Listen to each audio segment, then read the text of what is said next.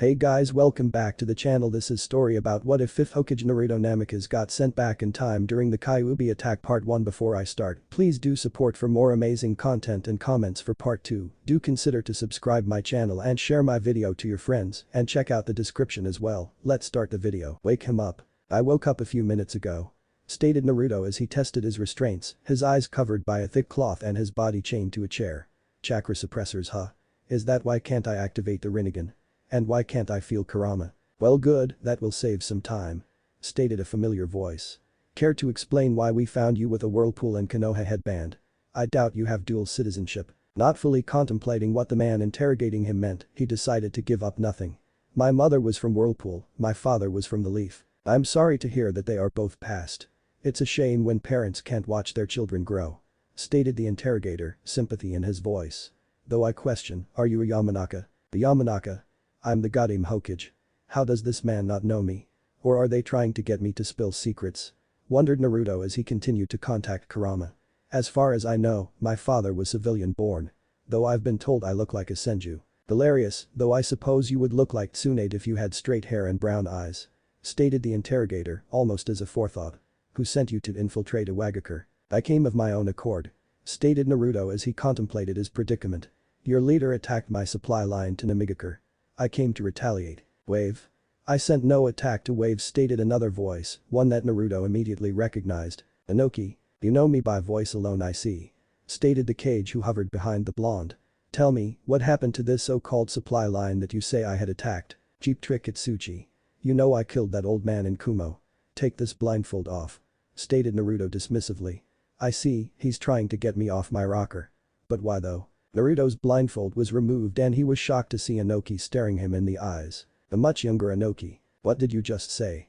Questioned the Sandaime Tsuchikage calmly, hiding the shock he felt when he had called out for his not yet born son. You heard me, I killed Inoki at the Chunin exam's invasion. Put my fist through his torso.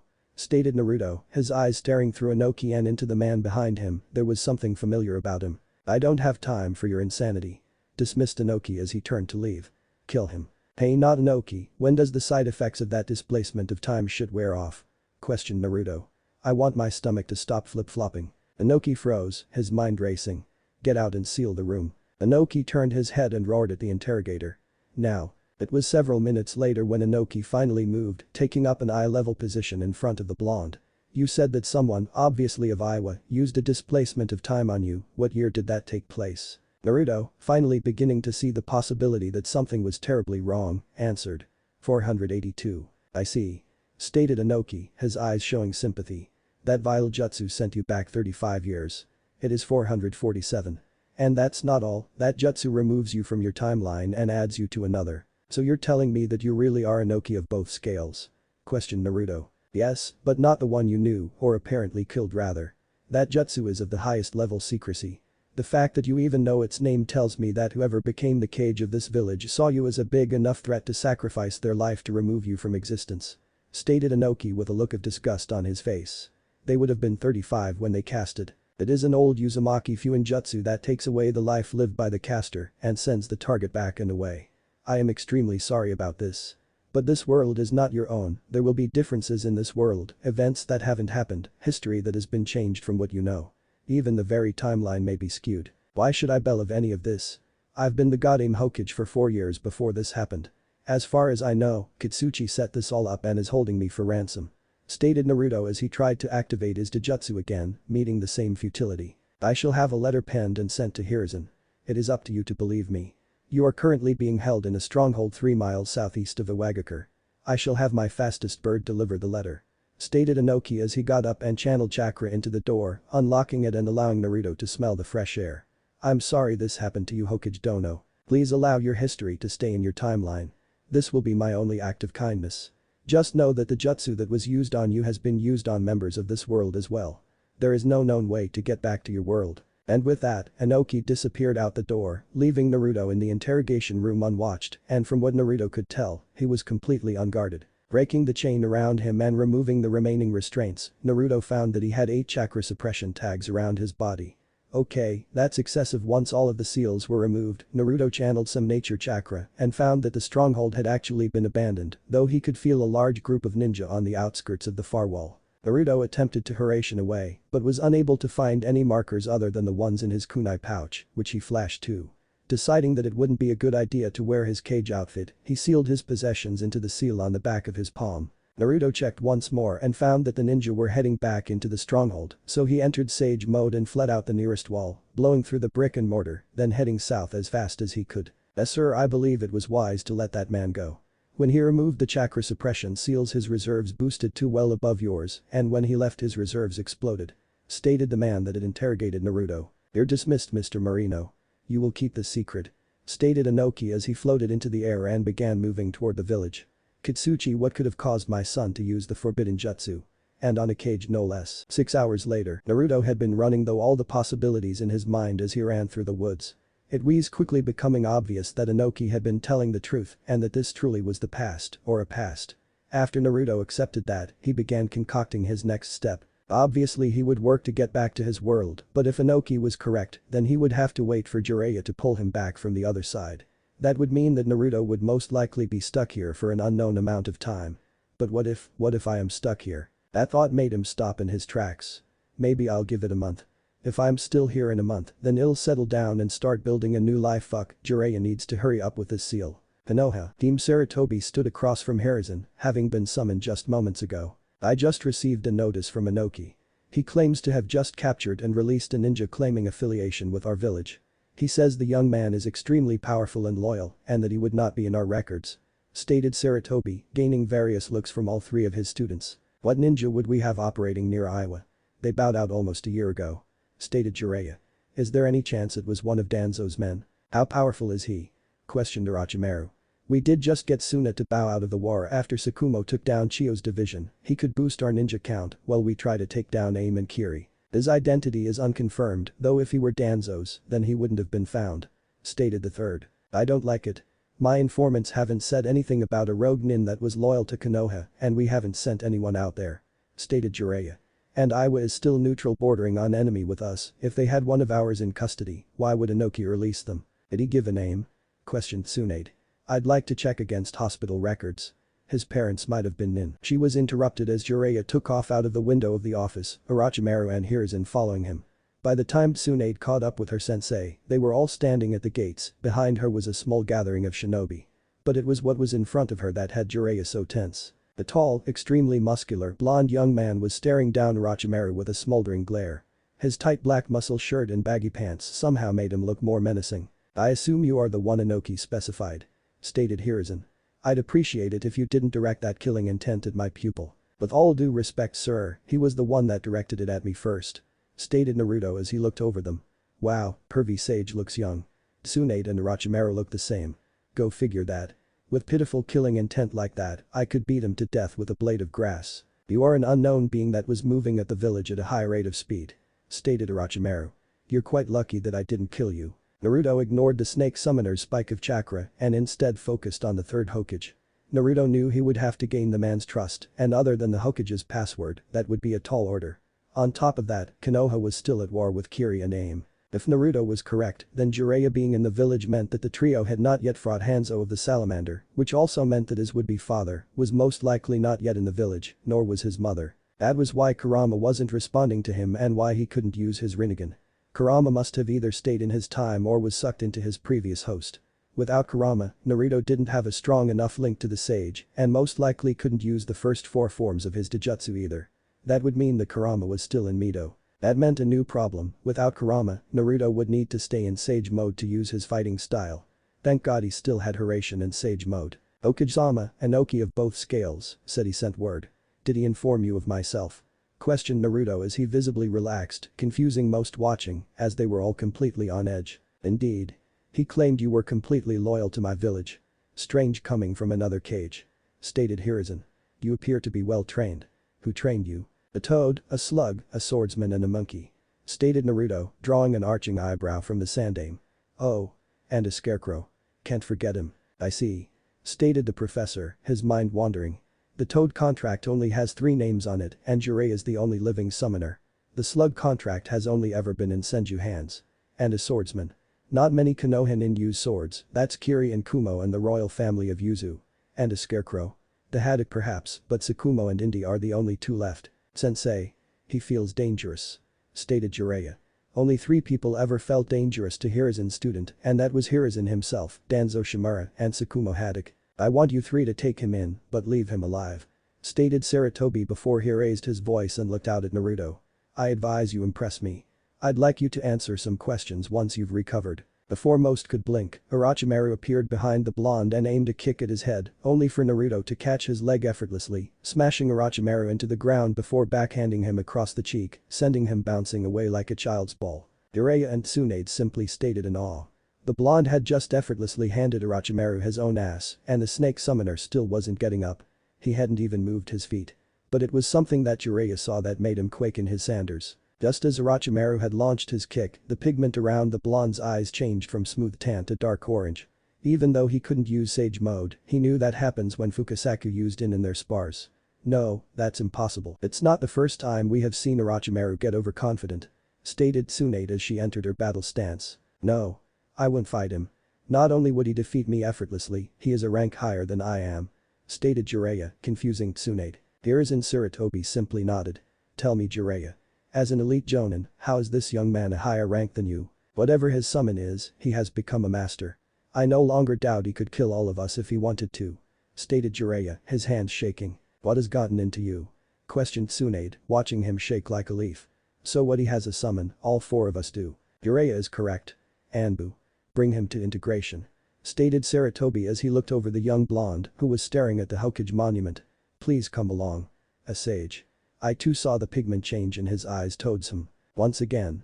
Name, rank, affiliation, date of birth and ninja ID. Stated the Hokage's Inomaru, Inoichi's father if Naruto guessed correctly, monitored his vitals, a simple but effective way to detect lying. But the Sai, Naruto repeated. Naruto Uzumaki Namikaze. Godame Hokage, Konohagakure October 10, 465, 012607. He believes he is telling the truth. Stated Inomaru surprisingly. He's either under a Jinjutsu or he is actually telling the truth. You'd be shocked at how much chakra it would take to put a Jinjutsu on me. Stated Naruto with a laugh, raising Sarutobi's suspicions. You are dismissed then, Inomaru. Please apply the soundproofing seals. Stated Hiruzen to the Yamanaka head as he sat down gracefully across from Naruto and waited patiently. You claim to have been Hokage. I believe you know what you need to do to confirm that with me. Naruto once again found himself marveling at the fact that Hiruzen Sarutobi, the legendary 3rd Hokage, was no older than 35. Naruto could tell that he was extremely powerful. He remembered back to the fight against Orochimaru, how frail the man looked as he handed him the title of Hokage. No way I'm going to let that happen here. I won't let you make that mistake twice Jiji how bad would it turn out if I just killed him. Even though the eyes of the stone see all, it is the ears of the shadow that warn. Recited Naruto, his eyes matching Hiruzen's as they analyzed each other. Sarutobi nodded grimly. So what you say is in fact true. I am the only living person that knows that verse. Inoki said that it was a result of an old Uzumaki jutsu. In my time, we were at war with Iwa, I was leading the charge to finish the fight, actually I was the only one leading the charge. I was absorbed by an unknown jutsu, then I woke up in an Iwa stronghold. Stated Naruto honesty. I need to find his notes. If my great-grandfather invented this jutsu, then maybe his notes can get me home. Why attack yourself? Did you not have good generals? Questioned Sarutobi, his mind swirling. After all, this is the risk when the leader of the village heads the fight. I always lead my troops. I will be the first to die. In my 4 years as Hokage, there was only 3 field casualties under me. I drank myself to sleep for a week before I got over it enough to reform my policies. Stated Naruto. There are 9 cage-level ninja in my village that can take over my responsibilities should I fall. An admirable trait. Will you join this village, even as a chunin? Questioned the Hokage. 9 cage-level shinobi. How do you even make that up? I join as a genin. This is my village and these are a few of the people I loved in my time. I'd only join this village. Stated Naruto. But I will be truthful with you, I must return to my own time, I long for my loved ones, and it's not even been a day. Matters of the heart are not a fickle subject. Stated Hiruzen sympathetically, thinking of his wife and soon-to-be-born son.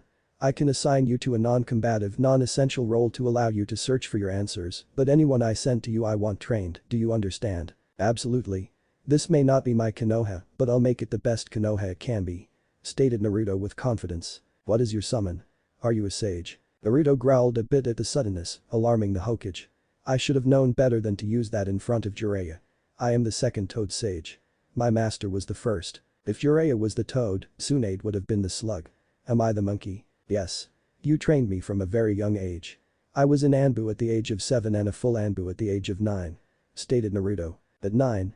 Were you meant to be a super soldier? Questioned Sarutobi. Were we always at war? Of sorts. My father died the day of my birth, as did my mother. Their death left me as a target. Stated Naruto as he looked the Hokage in the eyes. In my time, my father was the Yondaime. He devastated Iowa in the Third Great War.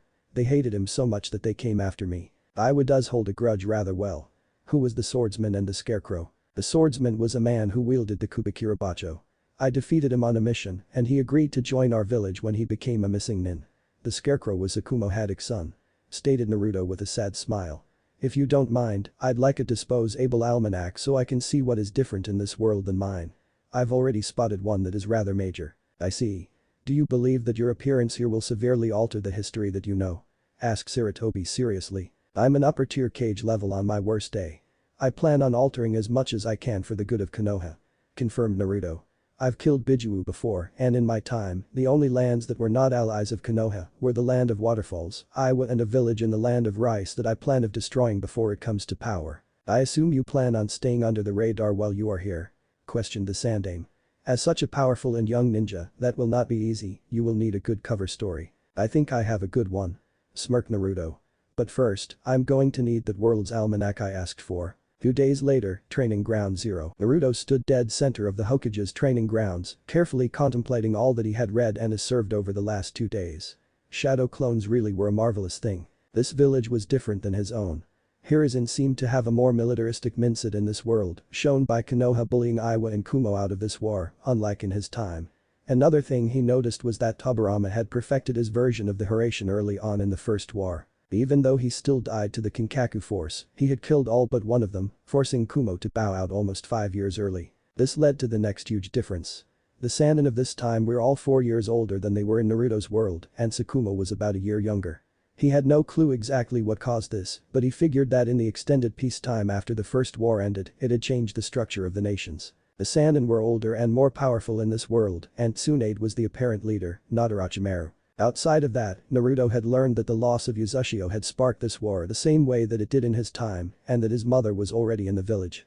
She was 6, almost 7 and was set to gain guardianship of the Kyuubi in the next year. His father was most likely still in the southern fishing town where he was born. Sensei, do you believe this is necessary?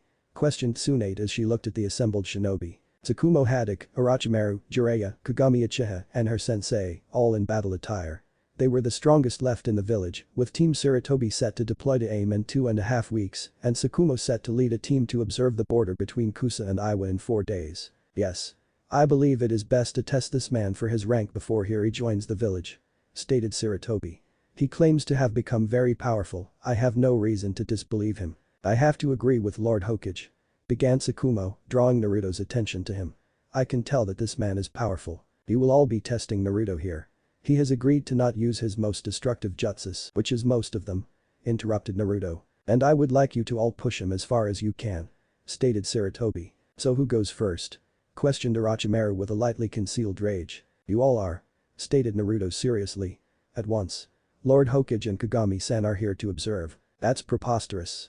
Stated Orochimaru, refusing to believe that this man, who looked at least 5 years younger than him, was head and shoulders better than them all. Oh. Tsukumo quickly ducked a strike to his neck, letting his momentum carry him away and regained his footing, only to watch Orochimaru barely dodge a blow to his abdomen that was followed quickly with a blur of motion past Tsunade, leaving the Kunoichi on her back, holding her right cheek.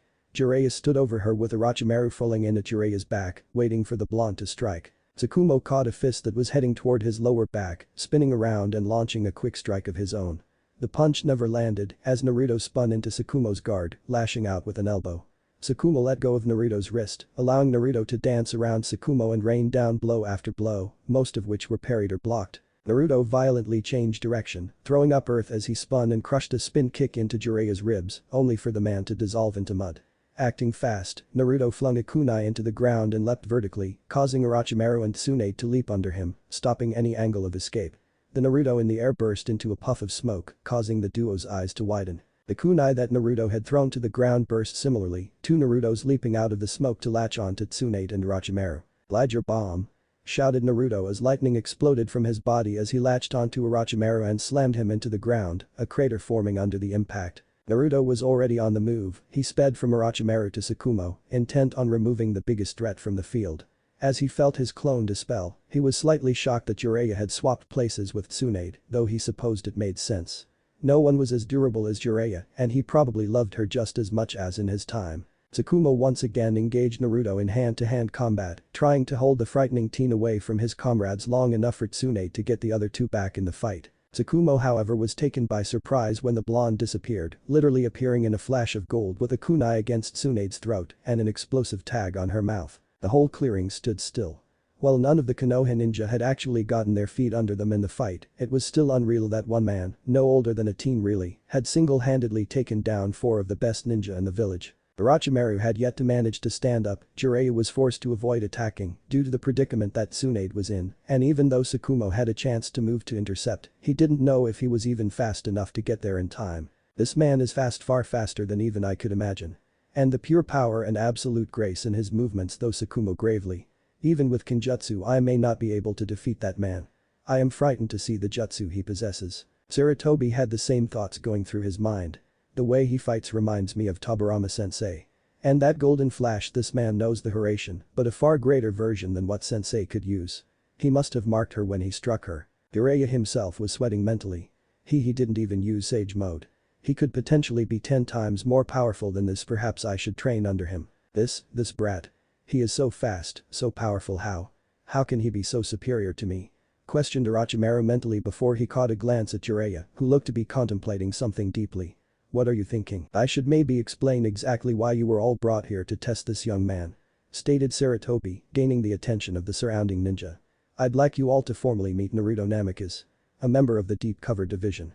It was decided that he and his squad would be pulled out of his territory and would be reassigned to the military police upon return. However, 6 months ago, communication stopped and he was presumed dead. Deep cover? I thought that was just a myth. Stated Tsunade as she looked over the blonde. It was a distraction sent out by Tobirama Jiji during the First War. It is. Stated Kagami, confusing the group. The man you see before you is the last of the group. It's officially disbarred. Namikaze was and has been the last surviving member, if it for the last 6 months. Naruto schooled his features, trying to display the persona that would warrant the backstory that Sarutobi had concocted for him. I lost my last teammate when we went too far north on a surveillance sweep. He was killed during nasty fight with the Hachibi Jinchuriki. I've been on my own ever since. Naruto has discovered and memorized plans and secrets from most of the nations. He will be kept in the village unless necessary to ensure he is kept safe. Stated Sarutobi. I have assigned him to the military police starting tomorrow. I hope he will be able to make bonds with our village while protecting its citizens. With all due respect, sir, I need a man like him in my squad. Stated Tsukumo. Even if it is just as a trainer for other hand-to-hand specialist. I am not a hand-to-hand specialist. Stated Naruto, once again throwing the collected shinobi for a loop. Specialties get you killed. I am a ninja, I specialize in everything. However, I am categorized under something more sinister. Naruto here will most likely be reforming the Deep Cover Squad after his 3-month probation. Stated Sarutobi. I advise you work well with him, my students. Naruto, you are dismissed, please accompany Kagami, he will be showing you your life for the next 3 months. Naruto nodded and followed the aged Uchiha out of the hidden clearing, leaving Team Sarutobi and Tsukumo in the training grounds, each having their own questions. Sensei, what classification does Namikaze fall under that would considered sinister? Is he a poisons expert? Questioned Orochimaru. He has amazing control, even at the high speeds that he moves at, perhaps a look in his records. He is going to be listed as an A-rank ninja. Stated Sarutobi, Orochimaru grinding his teeth at the thought of someone on his own ranking being so superior to him. As far as I know, he is not a poisons expert. Naruto has a very particular set of skills and abilities that puts him in very good company. Before Orochimaru could question what exactly his skills were, Jiraiya interrupted him. He's a war machine. Correct.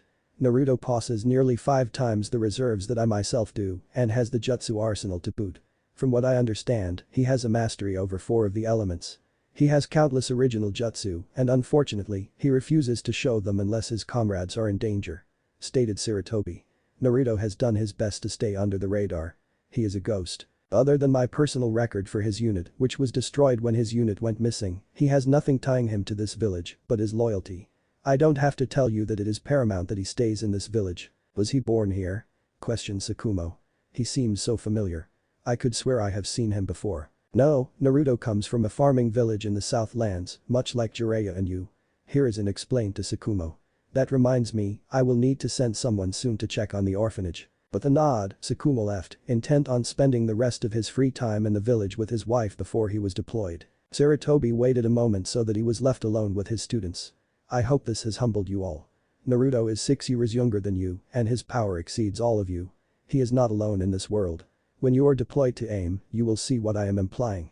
You are dismissed. Police headquarters. Naruto had to admit, it was somewhat unnerving to see all the Uchiha in the village, but even more unnerving to see a cluster of them in the police headquarters.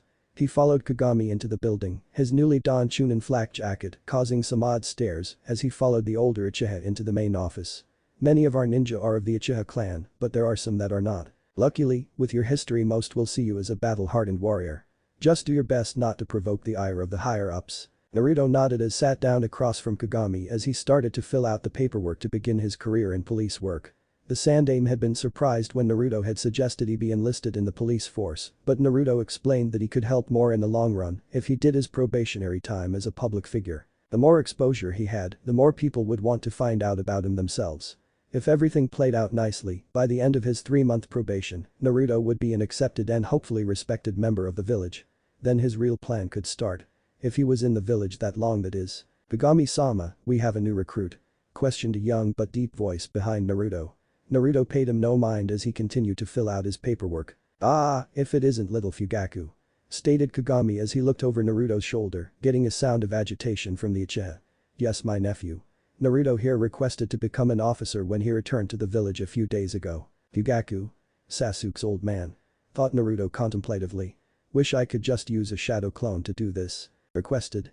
Questioned Fugaku as he rounded the table and stood diligently at the chief's side. Most non-Uchiha shy away from the police. It's rather rare that one would like to join. I suppose I'm not like most people. Stated Naruto as he handed the forms back to Kagami and extended his gaze to Fugaku. Nice to meet you, I'm Naruto Namikaze. Fugaku Uchiha. Stated Fugaku as he stared down Naruto, his hand unmoving. Kagami sighed, his nephew wasn't the best with people. Naruto, report to the academy, you'll be filling in as a liaison when Kamito isn't available. Do you know the way? I believe I do. Have a good day Kagami-sama, you as well Fugaku. Stated Naruto before disappearing in a flash of gold, startling the ninja in the office. There is no doubt about it. That boy is performing the Hiraishin. Thought Kagami as he reminisced about seeing Tobirama use it in the first war. To use it so easily, just where have you been hiding this boy Hiruzen? I'd advise you not make an enemy of him, my foolish nephew. Stated Kagami, his tone serious. You may both be Chunin, but he is your elder and he is exponentially more powerful than you. I doubt that seriously. Stated Fugaku. He's a fisherman. It's not like he is a Kumo or Jiraiya. You're right. Admitted Kagami. The smirk on Fugaku's face growing. I watched Naruto not only hold his own in a spar with Tsukumo and Jiraiya, but Tsunade and Orochimaru as well. And he won. Man, this place is so different than the last time I was here. Stated Naruto as he walked through the entrance to the academy. The 2 large wings hadn't been added yet, the building was only the grand hall and the training grounds. Naruto had snooped around, finding the spots where a student could hide or a fight would be likely to happen. Overall, he was impressed with the chakra levels he was feeling. Haruka, all my classmates, damn, I've got to put it out of my head for now. Jiraiya can get me back, I know he can. Unlike in his days at the academy, there seemed to be a handful of Jonin-level shinobi in the building, though that could be due to the fact that they were still at war and they seemed to be on high alert throughout the village. So caught up in his musings, he missed what a passerby had said to him as he walked down the main hall. Oh, I'm sorry miss. You were saying. Naruto however had missed more than her question, he had missed her face as well. Dark blonde hair framed her face, her deep green pupil-less eyes were slightly covered on the right side of her face by a low-hanging bang. Her hair seemed to trail down her back in a tight ponytail that disappeared behind her shoulder. Her face was a light tan, her pointed nose and full lips standing out above her round cheeks and pointy chin. I asked if you were lost. I've watched you walk past my room twice now. It was weird enough when I saw you outside, now you're in here. Naruto was taken aback by her dismissing tone. Well, this woman was stunning, she, too, was wearing a Chunin flak jacket and her tone left a lot to be desired. Behind her, Naruto noticed that a room was actually a classroom, the last of the students filtering out. Yeah. I was assigned as the assistant liaison officer. I'm looking for my new boss's office. The blonde woman's face turned dark for a split second before she again smirked. Why did it seem so familiar to him? I see. He already left for the day, had to take one of the students to see the Hokage after she beat up some of her classmates. Nice one mom, I guess the rumors weren't exactly exaggerated. Thought Naruto as he once again scanned the hallway. Then I guess I best return to headquarters. It was nice to meet you. Then with a smile of his own, he flashed away, leaving the woman and the fellow teachers that had been watching the exchange in awe. Kina, who was that? The blonde woman, now known as Kina, simply shook her head. I don't know.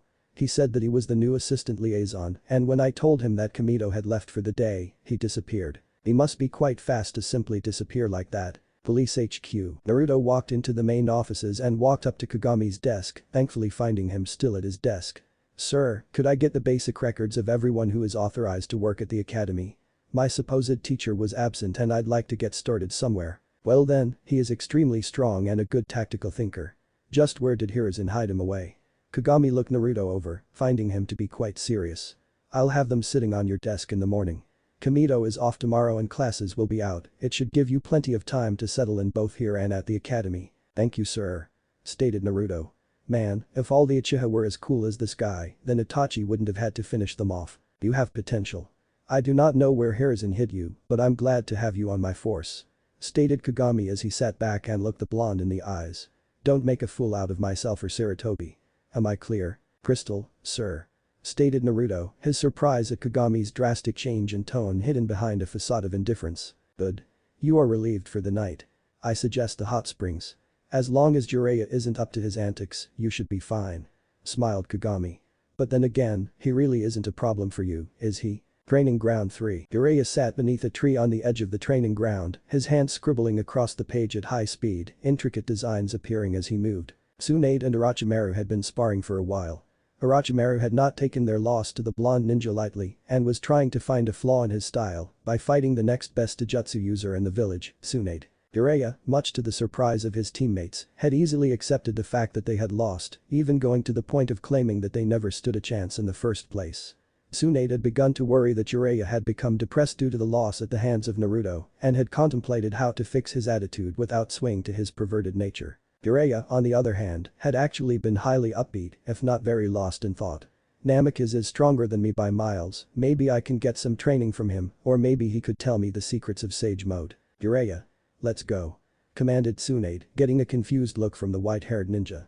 I'm going to the hot springs and you're going to make sure nothing funny happens on the men's side. Can I do something funny on the men's side? Questioned Jiraiya as he fell in step, Orochimaru nowhere in sight. If you want to die. Don't forget I nearly killed you last time. Stated Tsunade harshly before her thoughts filled her head. Though if it will get you out of this funk then maybe I'll let it slide, this time. You suck to hang around with when you're depressed. Hot springs, 20 minutes later. Naruto had been sitting in the hot springs for about 10 seconds before he heard the telltale sound of perverse giggling in the corner. Jiraiya. If you keep that up you are going to get caught. Jiraiya spun around, finding himself and Naruto alone in the male side of the hot springs. Naruto. What do you know about peeping? Naruto snorted. More than you apparently. You don't even put up a sound barrier and that invisibility jutsu you use doesn't cover your chakra signature. Jiraiya contemplates the blonde's words and nods appreciatively. You are full of surprises. I've lived a life and gained knowledge that men twice my age would be proud of. Stated Naruto. If you see anything on that woman, it's because she wants you to, and the only reason that she would want that would be to pummel you. Jiraiya sat down into the water and asked a question that had been on his mind since he had first seen the blonde. How did you become a sage? Sarutobi-sensei showed me your file, your patrol routes and drop-off points would have kept you pretty busy. Naruto sat back, his head resting on the rocks. This is pervy sage, I can trust him right? He has always been a man of honor. I would have to reveal a very deep and dark secret to explain how I became a sage. You could say I inherited it from my teacher, though he had never completed it to my level, he knew enough to teach me. This teacher, was he human? Questioned Jiraiya, hoping to find out which contract the blonde had. Yes. He had told me that it was part of a long line of teaching. It was originally learned from the toads, but my version could be completely different. Stated Naruto, doing his best not to lie. Jiraiya always could figure out his lies. The toads? I knew it. Your eyes turn the same as Fukasaku-sama. Stated Jiraiya before muttering. But he said that it was impossible for me to become a sage without his guidance. It might be. No two ninja are alike, Jiraiya, and to be a sage, you must be completely at peace with yourself and with the world. That could mean something completely different for you than it did for me. Stated Naruto. Do you think that Tsunade could become a sage? Questioned Jiraiya in a faraway tone. So, you love your teammate huh? Jiraiya's eyes bugged out. Is it really that noticeable? No, but your spiritual chakra dips when you talk of her or when she is near. Stated Naruto. She is the heir of the Senju, is she not? And you are a common ninja. I can see why you think you can't have her. You are an interesting person. Stated Jiraiya absent-mindedly. But you're right. I am in love with her. You know, she likes you too. Stated Naruto, using the public speech jutsu to slightly amplify his and Jiraiya's voices, going off his talks with the Tsunade of his time. It might not be clear now, but you lead the race for her heart. You may not have much of a chance, but the chance is there. And just what would I have to do to? Laughed Jiraiya. Carve her face on the Hokage monument, write her a love song. Thus give her time, give her space. When she needs help, be the first one to help her, and when she stands strong, stand beside her. Stated Naruto. She lost someone in the past that meant the world to her, I could see it in her eyes. Show her that you have no problems being there for her and that you want to be that person. Don't ask her out on dates, ask her to train, ask her to help in your studies, offer the same thing back and never pressure her to do anything but better herself. She's on the other side right now. Stated Jiraiya as he motioned to the dividing wall. Naruto nodded and whispered. She doesn't seem like the type to want to be coddled, she just needs support. She's a strong woman, physically and I assume mentally. Instead of treating her like a princess, treat her like a best friend. There was silence for a few minutes before Jiraiya got a big smile on his face and got out of the hot water. Then I should get started now. And with that, Jiraiya left the hot springs. I might not have my village back, but I can make this one mine. Sorry Dan, but this pervy sage isn't going to hurt for 20 years. It was then that memories of his 3 wives reared their heads. Mei, Temari, Yujito. I'll come home, even if it takes 50 years. I just hope you wait for me. But what if I can't make it home? Academy, next day. Naruto sat behind his desk in the office at the academy. He had gone over all of the files that Kagami had supplied him, finding that all the teachers had fought in the war and that mostly they were names he had never heard. It was strange that these teachers seemed to fade out of his history, only having seen their names on the memorial stone. Then there was the big one. The woman he had met the day before, he was right when he had thought she was familiar. Kina Yamanaka, heir to the Yamanaka clan and firstborn child of Inoimaru, she was Inoichi's older sister. A 16-year-old chunin that had excelled in hand-to-hand combat, was extremely intelligent and had a fire and very slight wind affinity. She had been injured early in the war during the siege of the Blood Prison when several Konoha shinobi had been captured and held there. In his time, she had died in that battle. He contemplated just how many small changes there had been up to this point in this timeline. Fuck, I could basically write this time any way I wanted. I just wish I could go home. I wonder how the village and alliance are doing without me. Naruto had often wondered on and remembered his past life. It sometimes got to the point that he would zone out almost completely, nearly hitting things or running into people. If it wasn't for the fact that he had Sage Mode to monitor his surroundings, people would probably think he was an idiot. Speaking of idiots, why are there teachers here on their day off? I get the headmaster and the janitors, but teachers? Come on. It was a few minutes later that Naruto felt a familiar signature enter his range. Speak of the devil. I can tell that wind affinity of hers if being drowned out by her fire affinity. I wonder if she has ever trained it. He grew more surprised when she didn't head towards her room or the teacher's lounge, but right toward his office. When she entered, Naruto was nearly left speechless. True, she had been very attractive in her chunin uniform, but the burnt orange dress she had on now was a knockout punch. Form-fitting and ending just below her knees, it did nothing to hide her figure, which Naruto had to admit was nearly perfect. Her hips flowed perfectly past her waist and into her thighs, her legs seemed to go on for days until they met her black sandals, her waist lead incredibly into her large bust, which stuck out like a sore thumb in her dress. Naruto had to admit, she wasn't as slim as Ino had been, but the extra pounds of muscle she had seemed fill her out in ways Inoichi's daughter could only dream about. Naruto was extremely lucky that he was experienced in hiding his emotions, but unfortunately, he was ogling a Yamanaka, and this one could read him like a book. Great, another pervert as our on-site officer. Naruto had to admit, her tone did not match her looks. Kina Yamanaka, teacher of room 114. A pleasure to meet you again. She raised an eyebrow, her hands finding her hips as she crossed further into the office. Aren't you supposed to offer me a seat, mister? Naruto in turn raised an eyebrow and motioned wildly and extravagantly to the seat across from himself. By all means Kina-hime, take your place. I, Naruto Namikaze, am at your service. Kina let out a genuine smile, though Naruto didn't know exactly why. You're a real charmer, you know that. Just because you have those adorable blue eyes, luscious blonde hair and that sexy face doesn't mean you can just stare at women. Though I do wonder how you got those scars. Doing his best to not fluster, Naruto leaned forward in his chair and rested his elbows on his desk. Then you should see me in my off-duty attire. I assure you that you will have the same reaction that I had to you and your outstanding physique.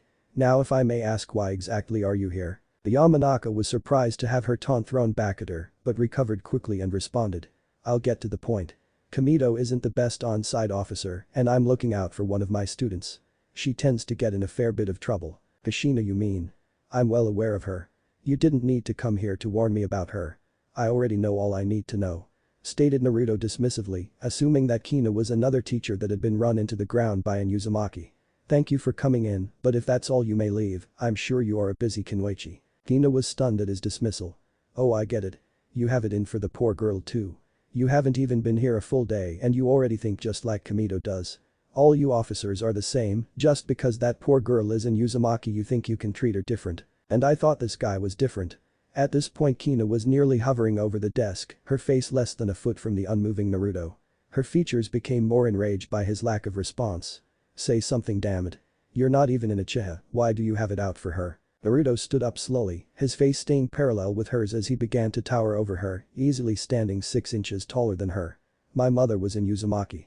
Kushina-chan reminds me of the memories I have of her. Her eyes widened in horror, he wasn't lying when he had said that, she had been all wrong, he wasn't there to harass her, he was there to protect her. Oh shit. Kina, how did you mess this one up? Don't worry about your student, I'll look after her when I can. Stated Naruto in a soft chiding voice. Thank you for looking out for her. You may leave now. Kina just dumbly nodded and walked out of the room. Naruto felt her emotions fluctuate wildly all the way out of the building. I probably could have handled that one better. Then a smile crossed his face. She's a lot like Mei, Temari, and Yujito. It's going to be hell without them. Hopefully it won't be too much longer. 2 days later, police headquarters. Police work is boring. Summed up Naruto as he looked through his reports from his last 2 days. 2 public intoxications, a theft of panties, which I'm 99% sure was Jiraiya, thank God he's leaving in 10 days, and my favorite one by far, the grand opening of Ichiraku's ramen was delayed when a merchant claimed a copyright on ramen. Yeah right. Naruto was pulled from his musings when Kamito came rushing into the main offices and shouted to Naruto. Come on kid, no time to explain, I'm going to need your help on this one. Academy, 5 seconds later, Naruto arrived to see none other than Kushina, pinning an older Uchiha to the wall and smashing her face repeatedly with her fist. Don't you ever. Crack down, talk my family. Crack again. Crack. Before anyone could see it, Naruto was holding Kushina by the shoulders and Kamito was checking on the downed Uchiha. Kushina wheeled around, slamming a fist into Naruto's face, sending his head sideways. The gathering crowd grew silent as they realized that Kushina had just attacked a Chunin member of the police force. Damn, that's one hell of a punch kid. Laughed Naruto as he patted Kushina on the shoulder and looked to the nearest kid, easily shaking off the effects of a punch that felt like it came from a Chunin. You, Akamichi, what happened here? The Akamichi, which had turned out to be a young Chauza, responded. We were eating lunch when Kushina and Makoto started fighting. Makoto said that it was good that all the Uzumaki were dead because they were inferior. She said that the Uzumaki were just savages and that they disgraced the village, and Kushina snapped. Naruto nodded and held Kushina closer to himself. I see. And just what does Makoto have to say for herself? What do you mean? That little shit just attacked a member of the Uchiha clan. Stated Kamito, an irrational rage entering his voice. Insulting and aggravating a fellow student is just as bad as beating another student. Add to the fact that Makoto insulted a protected clan of Konoha and I'd say it evens out just fine. Stated Naruto heatedly. There is nothing to make a case out of. The standard punishments will be fine. Many students and all teachers in the area were stunned that an officer would publicly stand against an Uchiha. You're new kid, so I'll say it nicely before I beat it into you. That brat you're holding is a menace, she gets in more fights than the next 3 kids combined. Stated Kamito. Naruto looked down at the young Kushina, who now had her head down in shame. And she's one of those scum Uzumaki, she's a little cunt. Kamito found himself embedded in the wall where Makoto had just been pummeled. Code 7, subsection G. An officer will never insult or speak derogatorily of a civilian. Code 20, subsection A. Any officer found to be emotionally or racially biased will be removed from case or assignment. Several Anbu surrounded Naruto, though none of them moved. Their captain, Rooster, along with all the captains, had been informed that Naruto was to be respected, and having seen the way that Kamito was acting, he completely agreed. Falcon, bring Kamito Uchiha to Kagami and explain the situation. Lizard, bring Makoto Uchiha to the hospital. Naruto let go of Kamito and moved back to Kushina, waiting for the Anbu to address him. Namikaze, I expect a full report on both what happened with Uzumaki and with what happened with your fellow officer to be written up and turned into Kagami. Stated Rooster. Naruto nodded and the Anbu disappeared, most likely to report back to the Hokage. "Alright students, report back to your classes," stated Naruto with authority. As the rest of the students moved back to their classes, Kushina simply stared up at him with tear on her eyes, awaiting her punishment. Naruto smiled down at her and began leading her inside. "Come on, we have a report to fill out." Once they were back in the office, Naruto closed the door and picked up a few forms. He walked around the desk and sat down, placing the forms in front of Kushina on the desk. "Now Kushina. My name is Naruto Namikaze. Could you tell me why you are involved in so many fights?" Kushina's head dropped again. "They make fun of me because my clan and my village are gone. Some make fun of me for my hair or that I want to become Hokage. But that's no reason to fight them, Kushina. You just laugh at people like that. They don't matter. Don't let them bother you. Do you have any friends?" asked Naruto, finding himself using the voice he had used with Rimi when she was younger. "Chaozu and Shikaku are nice to me, but Inoichi is always really distant. Though Makoto was my friend until today," stated Kushina as she started to sniffle. "Kushina, why aren't you friends with any of the Senju?" questioned Naruto, though he was actually rather curious about this. "They are all assholes, none of them want to play with me because Lady Mito is taking care of me until well, they call me a grandma's girl and they won't play with me either," Kushina said sadly. "So she knows that she will become a Jinchuriki," thought Naruto sadly. "Is there something else in your life that is making you angry? Something that maybe you can't control? You seem to have a lot of pent-up anger." Kushina's eyes shot up to meet his, the fear in her eyes making Naruto flinch. "No, nothing like that. You're worried that whatever it is will change what people think of you for the worse," stated Naruto, talking from experience. Kushina's eyes started to swell up. "No, really, it's nothing. Having the Kyuubi sealed in you isn't nothing, Kushina," stated Naruto. Kushina froze as she stared at the man before her. "Don't worry, I know because I'm an Uzumaki too. My mom was a full-blooded Uzumaki, just like you. My dad was a farmer that had met my mother when they were both in Konoha. You're an Uzumaki too?" questioned Kushina as she looked at Naruto hopefully. Naruto smiled and raised his right sleeve, revealing the Uzumaki spiral that was actually a chakra seal on top of his right forearm. "Yep. My mother taught me about seals when I was young. After she died I became a ninja for the leaf so I could stay close to my father. Unfortunately, he passed away before you were even born. Are there more? Are there more Uzumaki left? Are there more like me and Mito-sama?" questioned Kushina happily. Naruto smiled back. "How fucked up is it that I'm acting like an older brother for the girl who becomes my mother? There are a few left that are true Uzumaki, but there are many left that are part Uzumaki, like me. Like Tsunade, Mito's granddaughter." Kushina smiled big before her frown returned. "Does that mean that I still have to have the Kyuubi sealed inside me?" "Unfortunately, yes. You have special chakra that is vital to containing the Kyuubi," stated Naruto sadly. "But I'll make you a promise, okay?" "What?" asked a turmoiled Kushina. "I'll always be your friend, Kushina. I might have to be hard on you sometimes and one day I might no longer be here with you, but no matter what, even after the big dumb fox is sealed in you, I'll be your friend," stated Naruto, who was quickly tackled by a sobbing Kushina. She was muttering something into his chunin vest. She kept crying, thanking him and holding him tightly until she ran out of energy and fell asleep on his shoulder. "What have I gotten myself into? Dad isn't even here yet." Naruto sat Kushina down on the small bench in the corner of the office and summoned 2 shadow clones to begin filling out reports.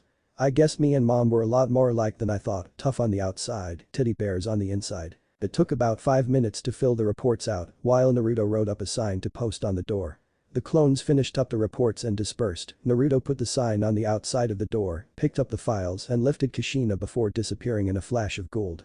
It was an hour or so later when a concerned teacher approached the office and saw that it was empty. 30 minutes later, police headquarters. Naruto had just given his reports to Kagami and was now sitting across from the man. Several officers surrounding the table to serve as witness. "Let me get this straight, kid, you responded to a fight at the school, one student beat another nearly unconscious, you broke it up with help from Mito, who then tried to, as you say, shift all the blame onto the perpetrator of the fight. At that point, Mito threatened you, spoke derogatorily about a civilian, and nearly called a 7-year-old girl the C-word," questioned Kagami, to which Naruto simply nodded. "What the hell is wrong with him?" "Sir, how do we know Namikaze isn't lying?" accused Yugaku. "Mito has been on the force for 6 years, Namikaze hasn't even been here 6 days. There are a dozen eyewitness accounts that back up his explanation of the events perfectly," stated Kagami, silencing the surrounding Uchiha and drawing a nod from Fugaku. "What did you do with the girls?" "Kushina is suspended for 2 days, including this one, for assaulting a student. It will go on her record," Mikoto, once she is healed, will spend 1 week's worth of lunch detentions, cleaning blackboards as punishment for starting a fight and demeaning a protected clan with intent to defame. It is up to Hokage-sama if it will go on her record. Stated Naruto, causing the Uchiha in the room to erupt in anger. Silence. Demanded Kagami as he stood up from his chair. The crimes that Mikoto committed are far worse than that of which the Uzumaki committed. She could be kicked from the program entirely due to her arrogance. You should be lucky that Namikaze is letting her off this easily. I agree. Stated Fugaku, shocking the crowd. This is the third time an Uchiha has acted poorly at the academy in the last 2 months. They get away with it because Kamito allows it. If this continues, the Uchiha clan as a whole will develop a negative rapport with the younger generations. That will no longer happen. Stated Kagami as he returned to his seat. Kamito has been placed on probation for his transgressions against a civilian child. He is currently under review. Naruto, clean out your desk. You are now the full-time on-site officer for the academy and the surround areas. At night, Naruto's apartment. Naruto bolted up in his bed as he remembered something that Inoki had said. They would have been 35 when they casted. It is an old Uzumaki Fuinjutsu that takes away the life lived by the caster and sends the target back and away. Thought Naruto as he recited Inoki's words in his head. But Kitsuchi was 43. He couldn't have been the one to send me back. But that doesn't make sense, I only went back 35 years and that Tsuchikage doesn't have a son in this timeline. Naruto pondered long and hard about the conundrum. Maybe. Naruto had struggled to find any answers to his problem within the village. The Uzumaki shrine had some interesting information on time manipulation seals, but it was of a different sort than what he was looking for. He had also had a very brief talk with Mito one day after Kushina had asked that he take her home, but the second he mentioned his great-grandfather by name, she reacted strangely and asked that he come back another time. On the other hand, it had been almost a month since Naruto had taken over as the academy's on-site officer and just about everyone in the school supported him. The teachers all had a great amount of respect for his hard-working attitude and his fairness to all students. The fact he had defended a student against a ninja had earned brownie points. The headmaster loved him because he took over all disciplinary actions for students, leaving the headmaster to just look after the staff, and most of all, the children adored him. Naruto had taken to leaving the office as much as possible and walking the hallways or playing ninja with the students during breaks. Overall, the feel of the academy had tightened up and the morale had increased as well. I need to find time to get to Yuzu and search for some answers. Maybe Jiraiya is waiting for my response. The seal might have a key on both sides. The day was a Wednesday and Naruto sat in his office reading the weekly newspaper. He found it interesting that the village would put out news like this, but he found it pretty useful for keeping an eye on the outside world as long as you didn't see the words as gospel. The cover story was reporting that Hanzo had been driven back on the fronts and that 3 ninja had forced a warlord's retreat. He had termed them the sannin as he signaled the retreat. That made Naruto smile. If this timeline panned out, Orochimaru and Tsunade would be back in the village in a few weeks and Jiraiya would be training the founding members of Akatsuki. He would have to keep an eye on that one if he was here for it. A knock at his door brought Naruto out of his musings. You can come in, Ms. Yamanaka. And just how did you know it was me?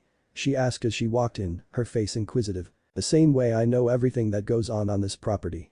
Stated Naruto serious before a smirk crossed his face. I magic. Kina rolled her eyes and took a seat. How long have you been here? Classes don't start for another hour. I am here when I need to be. He stated cryptically. How can I help you? Last time we talked you were shouting at me. The busty Yamanaka blushed at that. Let's forget that happened. I'm here to inform you that yesterday a young man that bears striking resemblance to you was placed in my classroom. And he shares your last name. Yes, Manado. Stated Naruto as he pulled a folder out of seemingly nowhere and laid it on the table.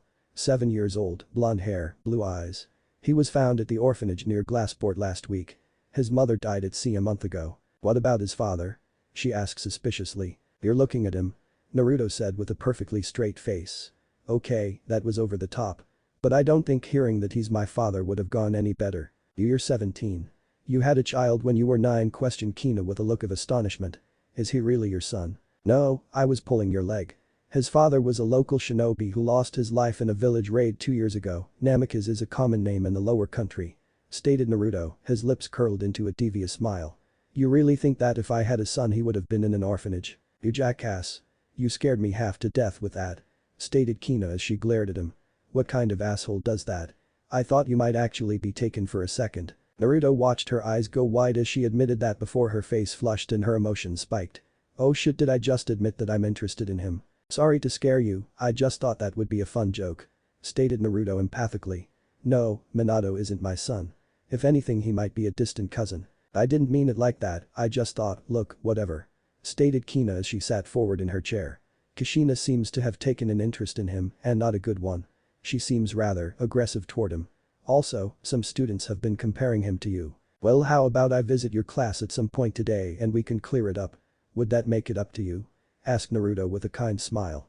Not like I don't know how to be a father, Shisui and Azumi turned out just fine kinda. Sure, how's after lunch sound? Half-hour later, Hokage Tower. Hiruzen Sarutobi was a complicated man. While his personality was that of a grandfather or an old friend, his political views could vary from the peace-loving nature of his first sensei, Hashirama, to the pragmatic and sometimes downright brutal nature of his second sensei, Tobirama. Some say that this is what caused him to be such a pronounced and powerful leader. He truly did love every ninja and every citizen in his village, but he was quite capable of squashing an enemy with every ounce of Konohamite if he had to. Most had given up on trying to figure the old man out. Some had rumored that the only people in the village that truly knew him were his wife and his students. They were mostly correct. There was another man that knew Sarutobi and could read him like a book. Naruto strolled into his office, the secretary too shocked that someone had the gall to simply walk in to even think of stopping him. Naruto had begun to develop a rapport with this Hiruzen, just as he had with the last, though he had to admit, the want to call him Jiji had been a heavy cross to bear. Naruto. I assume you wish to request something. Are you ready to start searching? Questioned Hiruzen, his voice even and his eyes focused on the young man across from him. Should you not be watching the school? Hokage-sama. I would like for you to accompany me to the Senju compound. I have not found anything of note in the Konoha archives and I would like to approach Lady Mito herself on the subject. Stated Naruto carefully. I have left a clone at the school and I can get there in an instant if needed. Sarutobi did not look the least bit surprised. He had agreed to let Naruto attempt to get home and had agreed that he would not hamper him as long as he trained his top ninja when he was available. I do suppose it is time I visit Lady Mito again.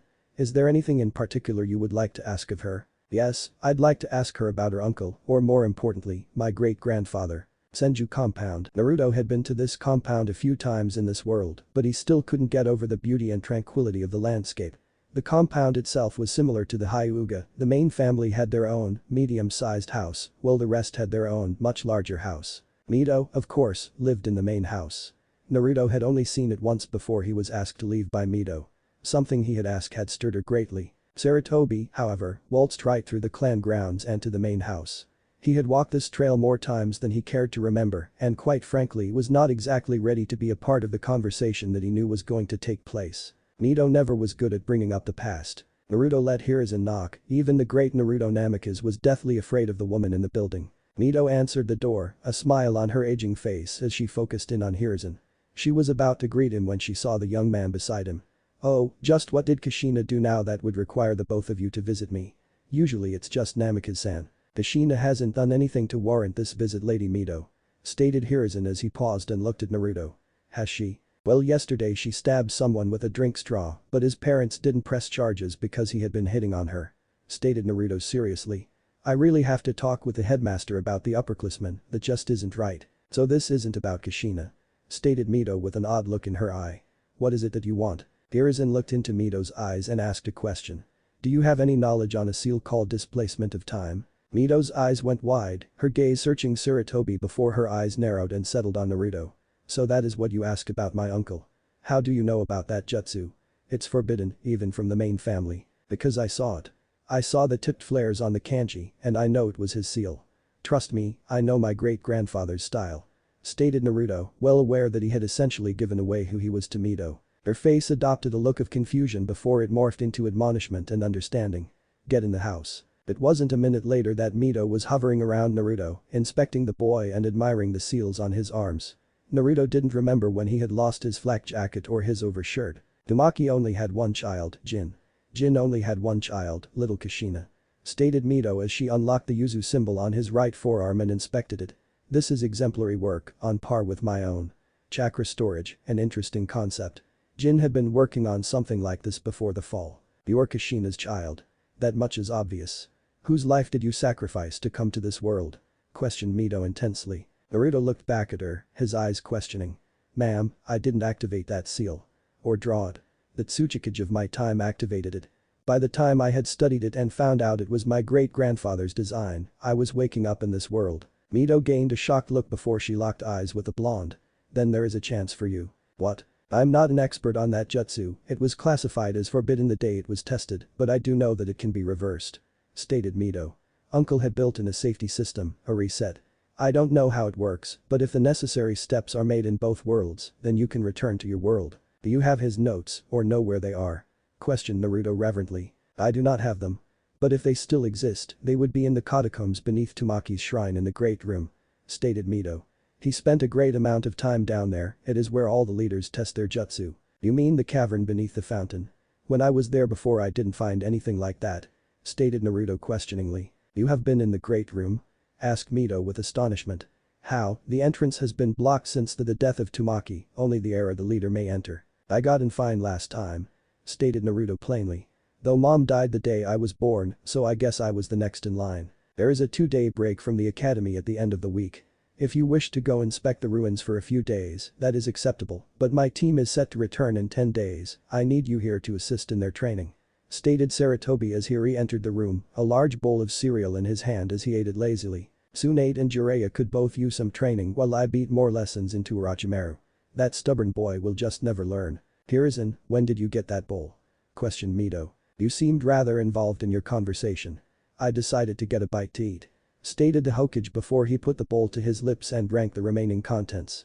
I best be off, have a nice day Lady Mito, I shall send over your granddaughter when she arrives. Mito ignored the Hokage, already used to his lackadaisical antics. While you are there, if you could find an artifact for me, I'll tell you what happened to the tailed beast that once resided in you. It was Naruto's turn to be stunned. Did he fuse with the Kurama in you? Is that how you know? Kurama? No, the beast in me is the Kyuubi. Stated Mito. That seal on your abdomen. It has no purpose but to hold a vast amount of chakra. You being in Uzumaki leads me to believe that either you held the Kyuubi or that the village obtained another beast. Naruto looked down, his face blank as he contemplated something. When it comes time for Kushina to have Kyuubi sealed in her, if I'm not here tell her I'm proud of her. Mito didn't have a chance to respond before Naruto disappeared in a flash of gold. Mito, for her part, was rather impressed. Hurration. So the rumors are true, but who managed to snag Tobirama? Afternoon, Academy. Naruto made his way back into the academy, his mind still racing as he contemplated Mito's words. I need to figure out an escape plan.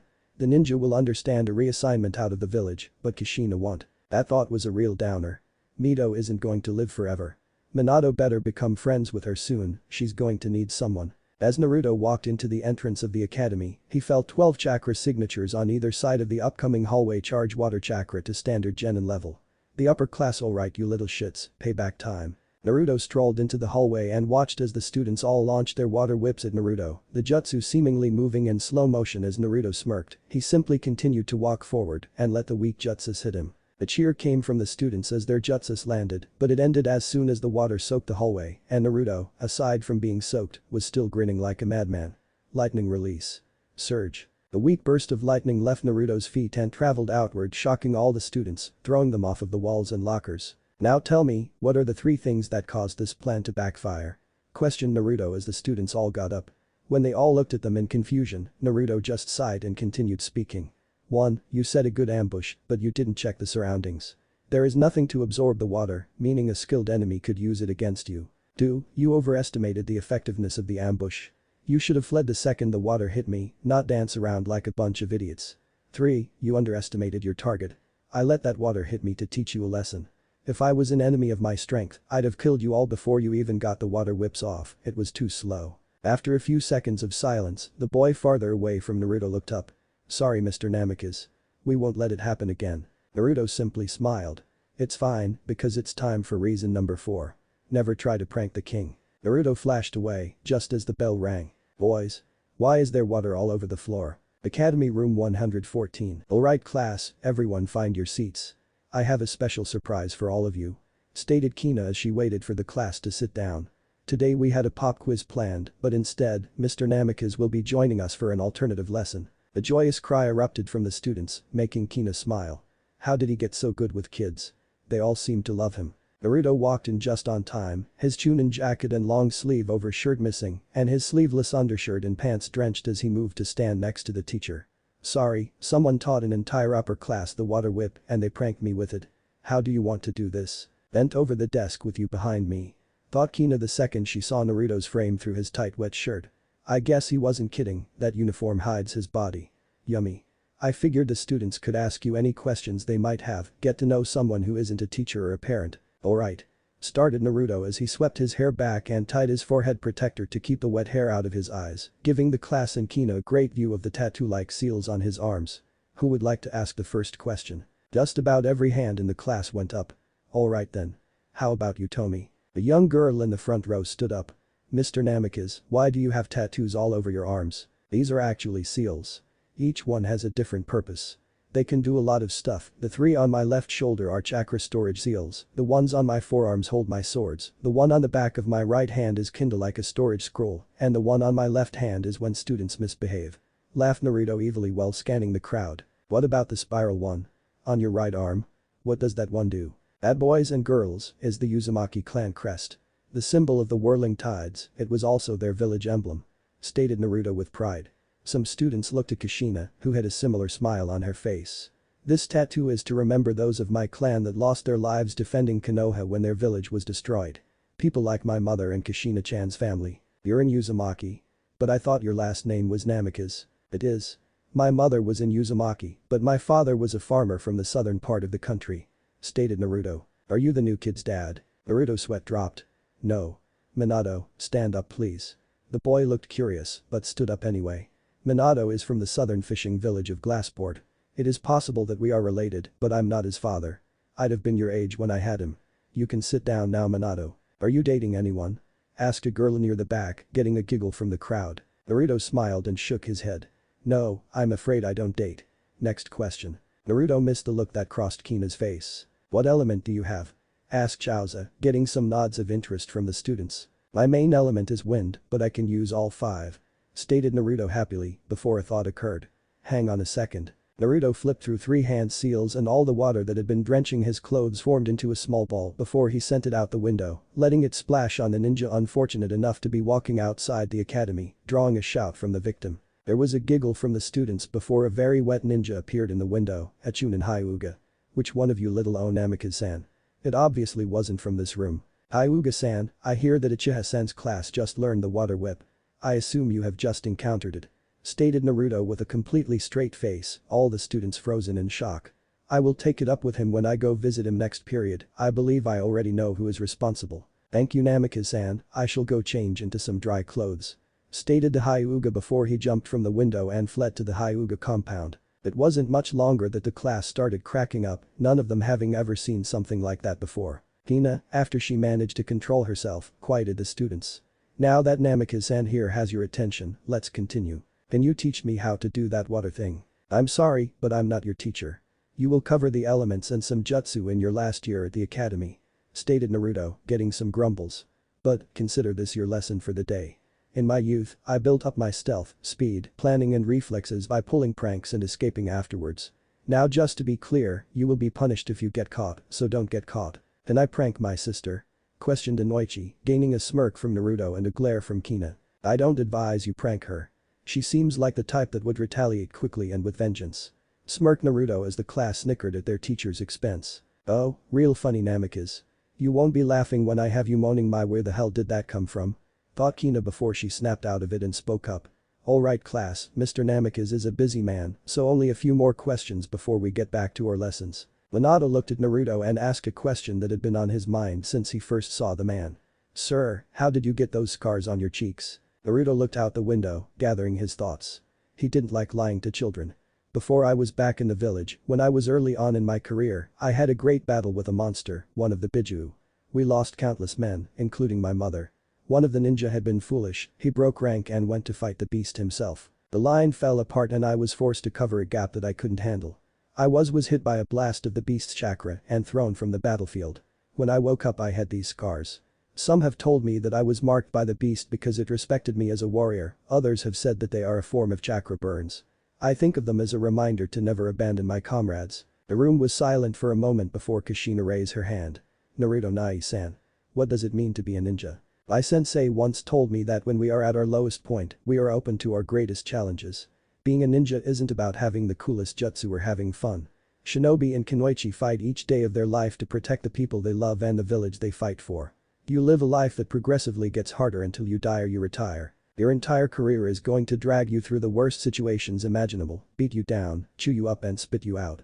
But you do it because it keeps your family safe, it allows the younger generation to enjoy the peace of a secure village, while you give your life to make sure that they can live theirs.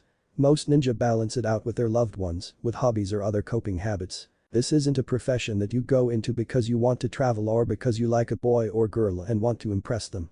This is a profession for those who are willing to give their lives to protect their comrades, someone who can deal with doing horrible things to keep their family and loved ones safe. Stated Naruto.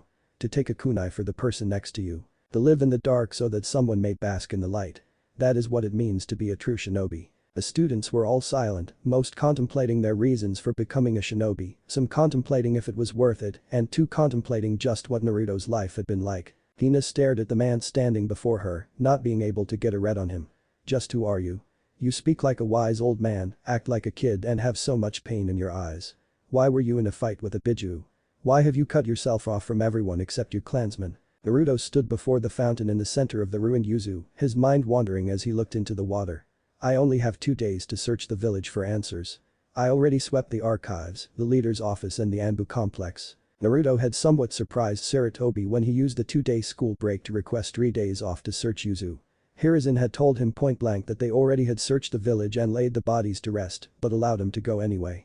He was a man of his word, after all, and Naruto had begun to secretly tutor the ninja that Sarutobi had sent. It helped that he had been there when Mito had backed his claim of the tomb under the fountain. Naruto dove into the water and swam down, bumping twice into hard rock before he found the hidden passage and landed hard on the cavern floor.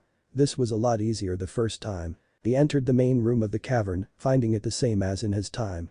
Kushina's father had been entombed, he wondered how they got him down here during the battle. Putting those thoughts aside, Naruto went to the scroll at the foot of his great-grandfather's grave and began searching through it. It was an hour later that he reached the end, and with a defeated sigh he rolled it back up. Mito said it was under the tomb, but if the resting place hadn't been finalized, thought Naruto as he got up and placed the scroll back at the foot of the coffin. Under his shrine.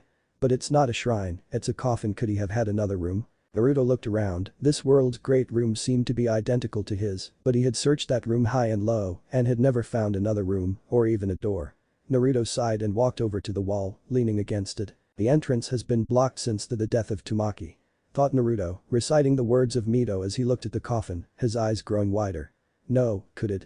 Naruto moved to the side of his great-grandfather's coffin, gently placing his palm on the lid. Was it sealed after you died, because you're blocking it? Feeling his stomach flip-flop, Naruto slowly opened the lid of the coffin, only to find it empty. Oh hell. Thought Naruto aloud as he lifted the lid all the way open, finding that the bedding had been shifted, as if his ancestor had gotten out of the casket. Naruto quickly backed up, irrational fear that Tamaki had come back as a zombie nearly paralyzingly him. Wait, Grandpa Jin had somehow trapped his spirit in the village in my world. Naruto again approached the casket, this time he looked closer. The bedding was not nailed down, like it traditionally was. Instead it was loose from the bottom. He lifted it, finding a plain wood bottom with a large seal spanning the planks. The blood seal? Questioned Naruto as he inspected the seal, biting his thumb and wiping his blood across the portion of the seal. The seal reacted quickly, a bright light emerging as the middle 3 planks disappeared, revealing a tunnel that seemed to go down forever. Damn it, Grandpa. Now I have to make my tomb cooler than yours. Academy. Kina Yamanaka was a strange person. Her father was an interrogation expert and she followed in his footsteps in the field, but she had never become an interrogator. She had become a hand-to-hand combat specialist, something that was far from normal in her clan. Though the oddities didn't stop there. She had been injured in battle, a thin scar across her abdomen that hampered her ninja progress while it fully healed. She had decided that she would become a teacher while she recovered, but fell in love with the profession, and even after getting the all clear for combat, she remained a teacher. She was said to know exactly what she wanted in life, and that she had the looks, skill and intelligence to get it. That was until Naruto Namikaze came along. He was too complex for her to read, too secretive to give up any valuable information, and he had a 1-page file in the records department which consisted of his name, birth date, blood type and physical attributes. No mention of record history or family background. It wouldn't bother her that badly if he wasn't so goddamn attractive. Seriously, the models in the capital look like golems compared to him. He could have any woman he wanted in a heartbeat. That was the other thing that frustrated her. He had been in the village for over a month, and other than being nice, which she had concluded was just his personality, he seemed to have no interest at all in the women of the village. Hell, the only one she had even heard about getting more than a friendly amount of attention was Kushina. And everyone in the school could tell that the Namikaze man looked after Kushina like a brother or a father. I don't date. Her face turned sour as she replayed his words in her mind. Did something happen in his past? Or maybe he is already in a relationship. The revelation hit her like a punch from an Akamichi. That's how he is so good with kids. Is he really a father? Is that where he disappears to every night and on days off? The Wagakure. Inoki looked over the reports from the leaf and he didn't know if he should smile or kill someone. His spy on the inside had not been able to glean much on the time traveler, but it seemed that he had become a police officer assigned to the academy. Why wasn't Hiruzen using the young man on the front lines? Sure, his students, the now legendary Sannin, had handed Hanzo his ass and now Ain was dropping out of the war, but Kiri was still dangerous and Suna wasn't aligned with anyone and it meant something that Hiruzen had kept him cooped up in the village. Just what are you doing, Hiruzen? Could you possibly be preparing for something? Inoki didn't like the idea of that. Iwa had timed their retreat from the war perfectly, they gave no ground and no one dare invade them because they hadn't lost much in the process. Much like Kumo, Iwa was ready for another round, but Konoha had gained a ninja with untold power. 2 Kage in 1 village, plus the Haddock, and now these Sannin. I believe I best speak to the elders for peace talks. Konoha too strong to attack now. Kumo, you called for me, father. The third Raikage looked up from his reports to see his 12-year-old son standing in the entrance to his office. It swelled his chest with pride to see that his son was a chunin at such a young age. He wasn't far from becoming a jonin either, but decided long ago that he wouldn't let Abe become a jonin until the war was over. We received a report from Konoha. Your mission to capture the last Uzumaki will have to wait. Why? Have our spies been found out? Questioned Abe as he sat before his father. Fortunately, no. Though a new ninja has been spotted working at the academy as a security officer of sorts. The censor states that his chakra levels fluctuate anywhere between high Kage and close to the Hachibi. The third watched his son's eyes grow wide. Obviously we cannot count this claim as true without further proof, but I can't send a team into that village with a potential war machine within the walls. So until we find out exactly who or what it is, we will have to postpone any operations on Konoha. Stated A with understanding. Perhaps we could use Kiri as a cover. If the reports are true, then Kiri and Konoha are the only 2 left in the war. Kiri has already lost much of their forces, and Jinjetsu was severely wounded when he killed Mew. Stated the Raikage. The most we could use them for is to buffer an invasion. Unknown location. Danzo Shimura was not an unintelligent man. He had excelled his entire life, failing at nothing he had put his mind to. He built Root from the ground up, fighting many of Konoha's darkest battles, before the enemy even saw the light of day. He had the most comprehensive spy network the ninja world had ever known, with top operatives in each and every major village. That is why he was concerned now. Roughly a month ago, Naruto Namikaze had entered the village as a hostile force that had effortlessly defeated Saratobi's star pupil. 2 days later, the young man had been appointed to the police force, and a short time after that he became the academy liaison. He was exceptional, but he was also a ghost. The man had appeared in Iowa a bit more than a month ago, but he was non-existent before that. His operatives had checked his backstory, each event that was spoken about had happened, even if it was slightly off, and there had been details in his claims that were top secret, even he had not known about them before digging. Only the Hokage had the clearance to read those files. But there was no report of him at any of them. He was a ghost in the very sense of the word. That meant one of 2 things, that the boy had covered his tracks perfectly, or that Saratobi had hidden the boy away and they fabricated his history. If Saratobi had that amount of trust in the man, then he was special, and Danzo took a particular interest in special shinobi. Danzo still had next to zero information on the Namikaze, but that was about to change. Yamanaka. Report. Hokage's office. Saratobi had seen several horrifying sights in his life. The mutilation he committed in the first war, the widows of ninja he had sent to death, his son's birth, his sensei bending his mother over. Thankfully it was after his father had died, but still. Actually, that wasn't as bad as seeing Bawako's mother naked. Tsunade watched a million emotions run across her sensei's face. She had seen him like this before, mostly when he was remembering the first war. Sensei, just what did you see that would scar you like this? And the wrinkles, it was like she was made of chakra paper and had a village's worth lightning chakra pass through her. What a terrible sight she was, thought Saratobi, as he shook his head violently, trying to get rid of the horrifying image. Orochimaru, Tsunade, I see that your report was not an attempt to pull my leg. Orochimaru recovered quickly, having prepared for it after his foolish teammate had left out on his own. Correct, Sensei, Jiraiya said he would stay behind to train some orphan children. He said we could use him as a frontline in case AIM repeats its attempt at invading the other lands. We can't have that. The war is all but over in AIM, we must focus on keeping Suna out of the war and finishing off Kiri.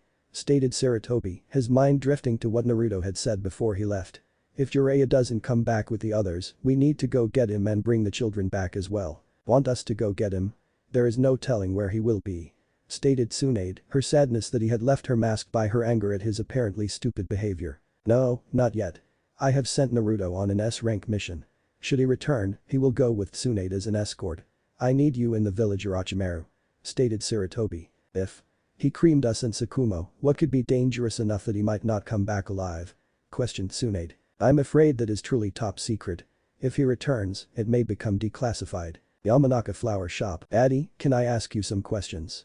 Asked Kina as she walked into the small flower shop, her father behind the counter with a gardener's apron on. She had always found it funny that her father, the feared mind walker of Konoha, had adopted gardening as his hobby. I can't answer much about the Namikaze boy. Most that I know is confidential. Stated Inoichi as he looked up from a bill he had received payment for. What questions do you have that you couldn't gather yourself? Amdid to add, how do you always know what I'm thinking about?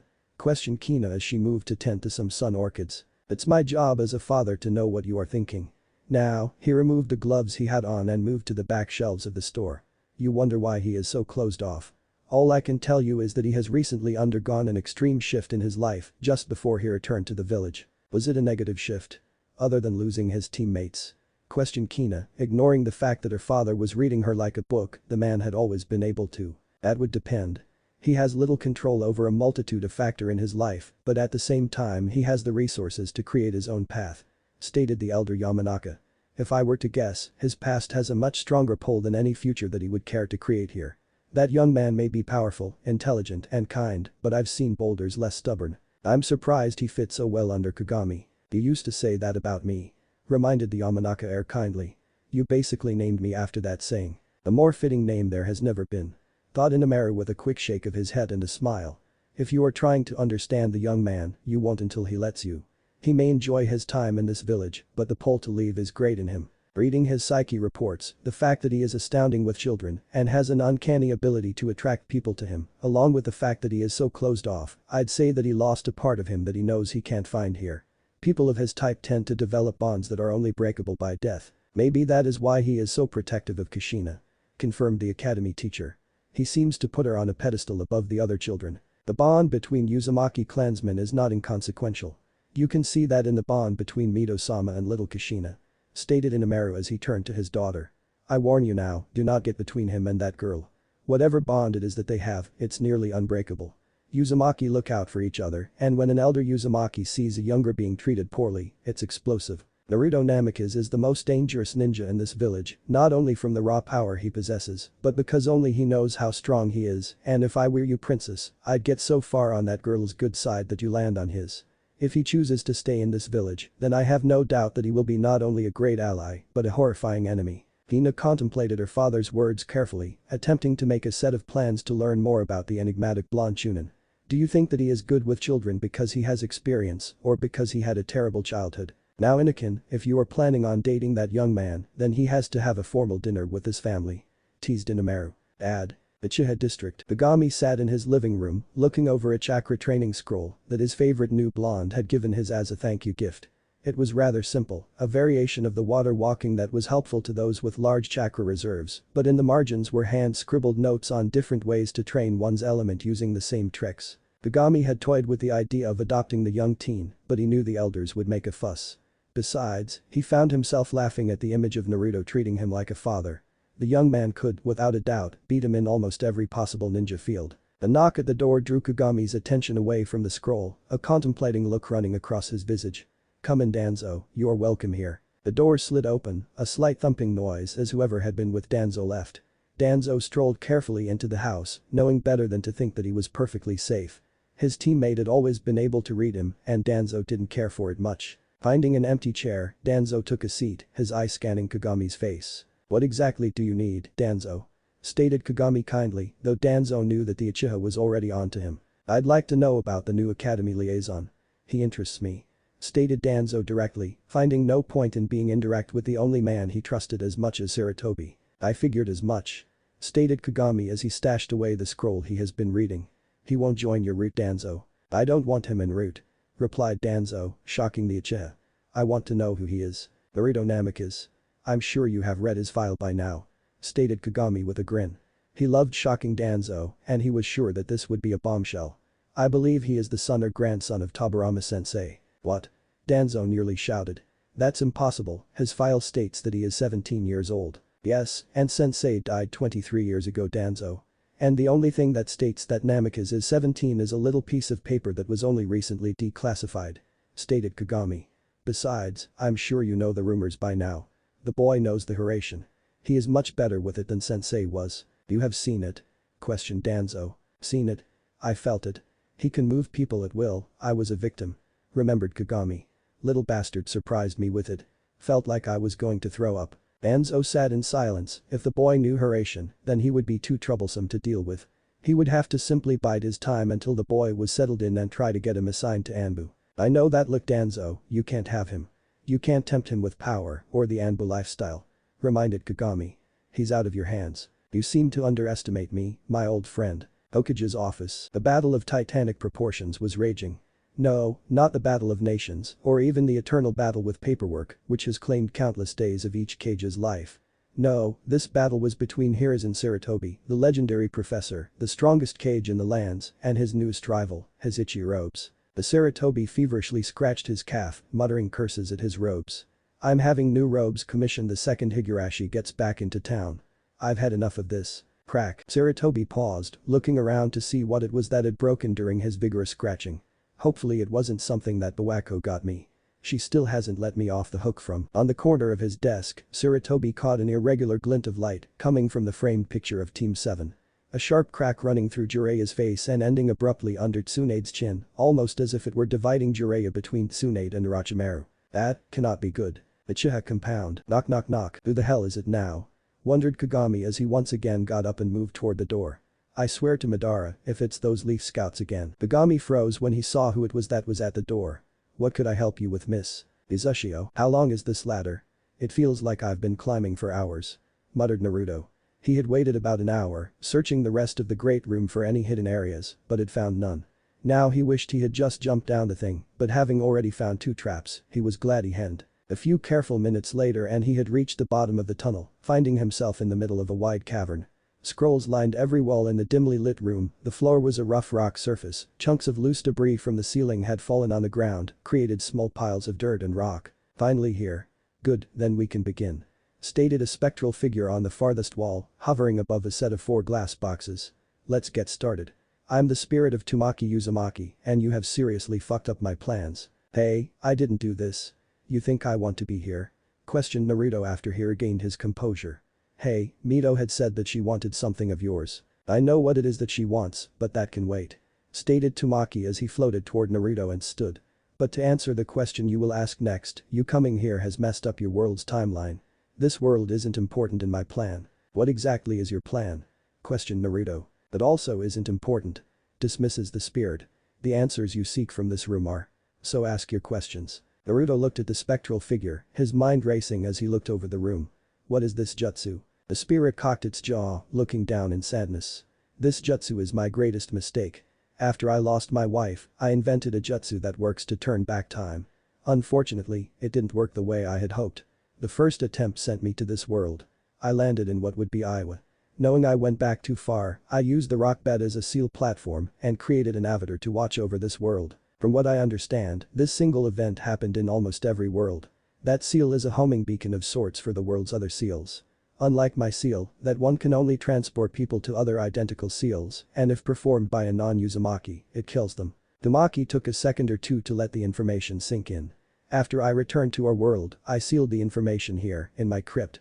It took me 35 years to perfect it, but I could never travel to my own past. I gave up on it soon after. I created the glass containment cubes to finish my work. Emotion to the cubes. These cubes are the portal to and from worlds. Here we have mine, yours, and the source of these problems I've been having my son, Jin. Grandpa Jin? Questioned Naruto. Wait, could that have been the real Jin and Yuzu all those years ago? Yes.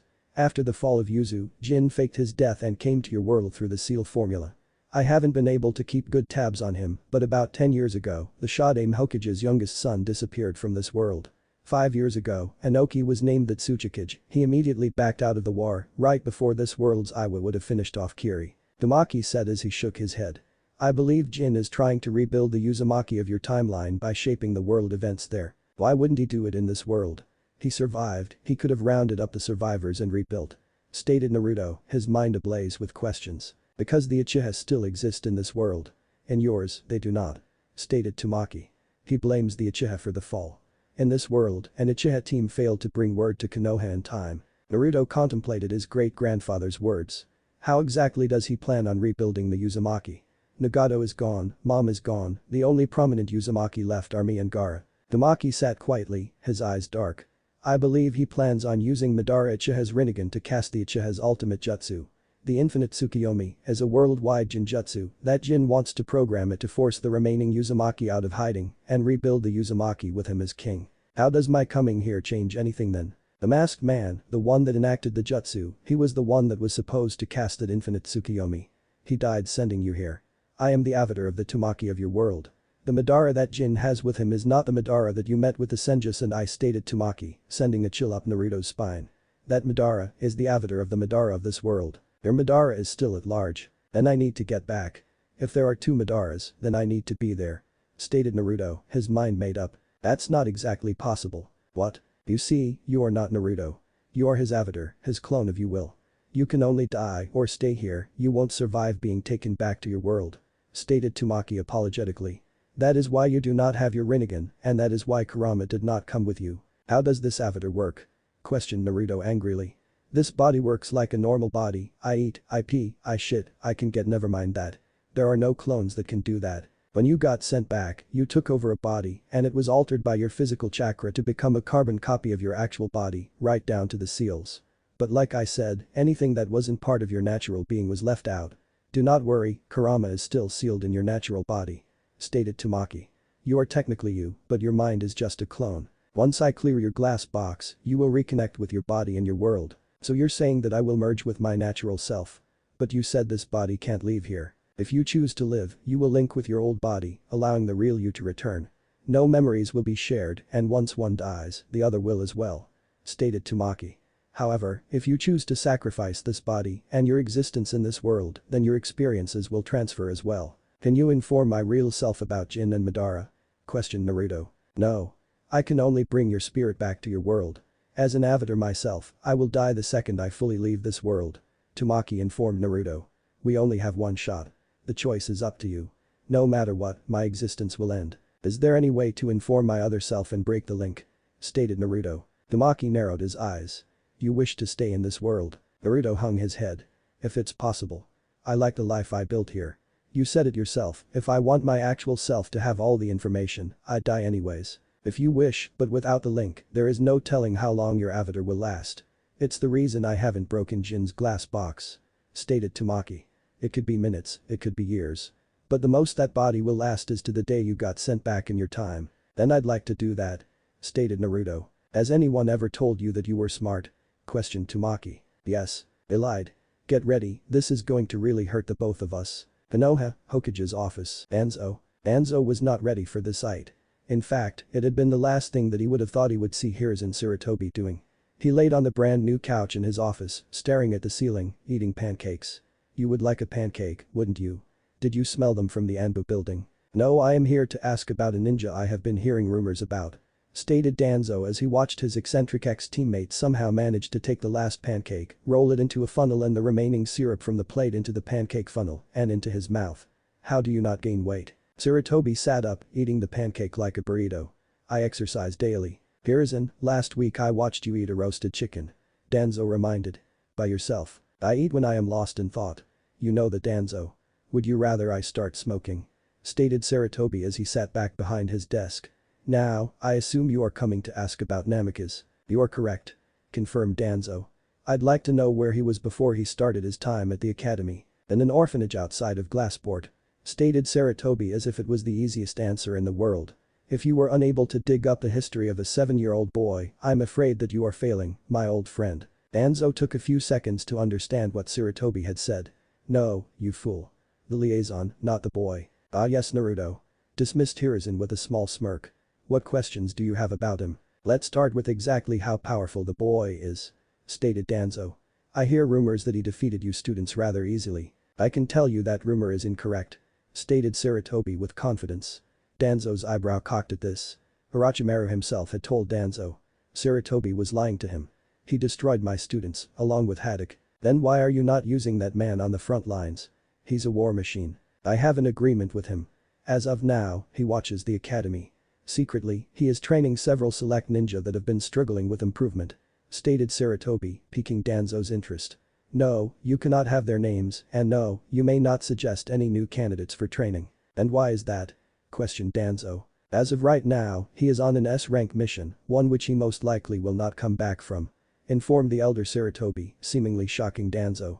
It is of vital importance to the village, but should he return, he will most likely begin taking missions as well as continuing to perform his duties at the academy. With Jiraiya, alright. I've agreed to train you three, but first I need to know what I'm working with. Stated Jiraiya as he looked over the three 10-year-olds in front of him. I'd like each of you to tell me what your names are, what your likes and dislikes are, what your skills are, and what your dreams are. The three children all seemed eager to learn. Jiraiya was sure that was because they were tired of being weak. As they sat on one of the steps of the abandoned cabin they had found, Jiraiya admitted to himself that the thought of just bringing them back Konoha as his genin team had crossed his mind. I'm Conan. Stated the lone female, blue hair, amber eyes and a fair complexion. I like my friends, I dislike war. I'm really good at origami, and my dreams is to live long enough to see the end of this war. Jiraiya nodded, a pang of guilt as he knew that most of the destruction was caused by his village. Well, Conan, I'm going to make sure that you are strong enough to survive till that day.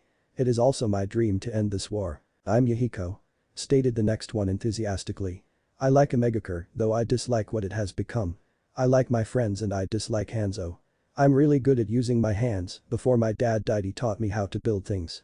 My dream is to overthrow Hanzo and find a way to stop all war so that the reign over Omegakure will stop. Jiraiya looked over Yahiko. The boy reminded him of Tsunade's little brother, Kami rest his soul.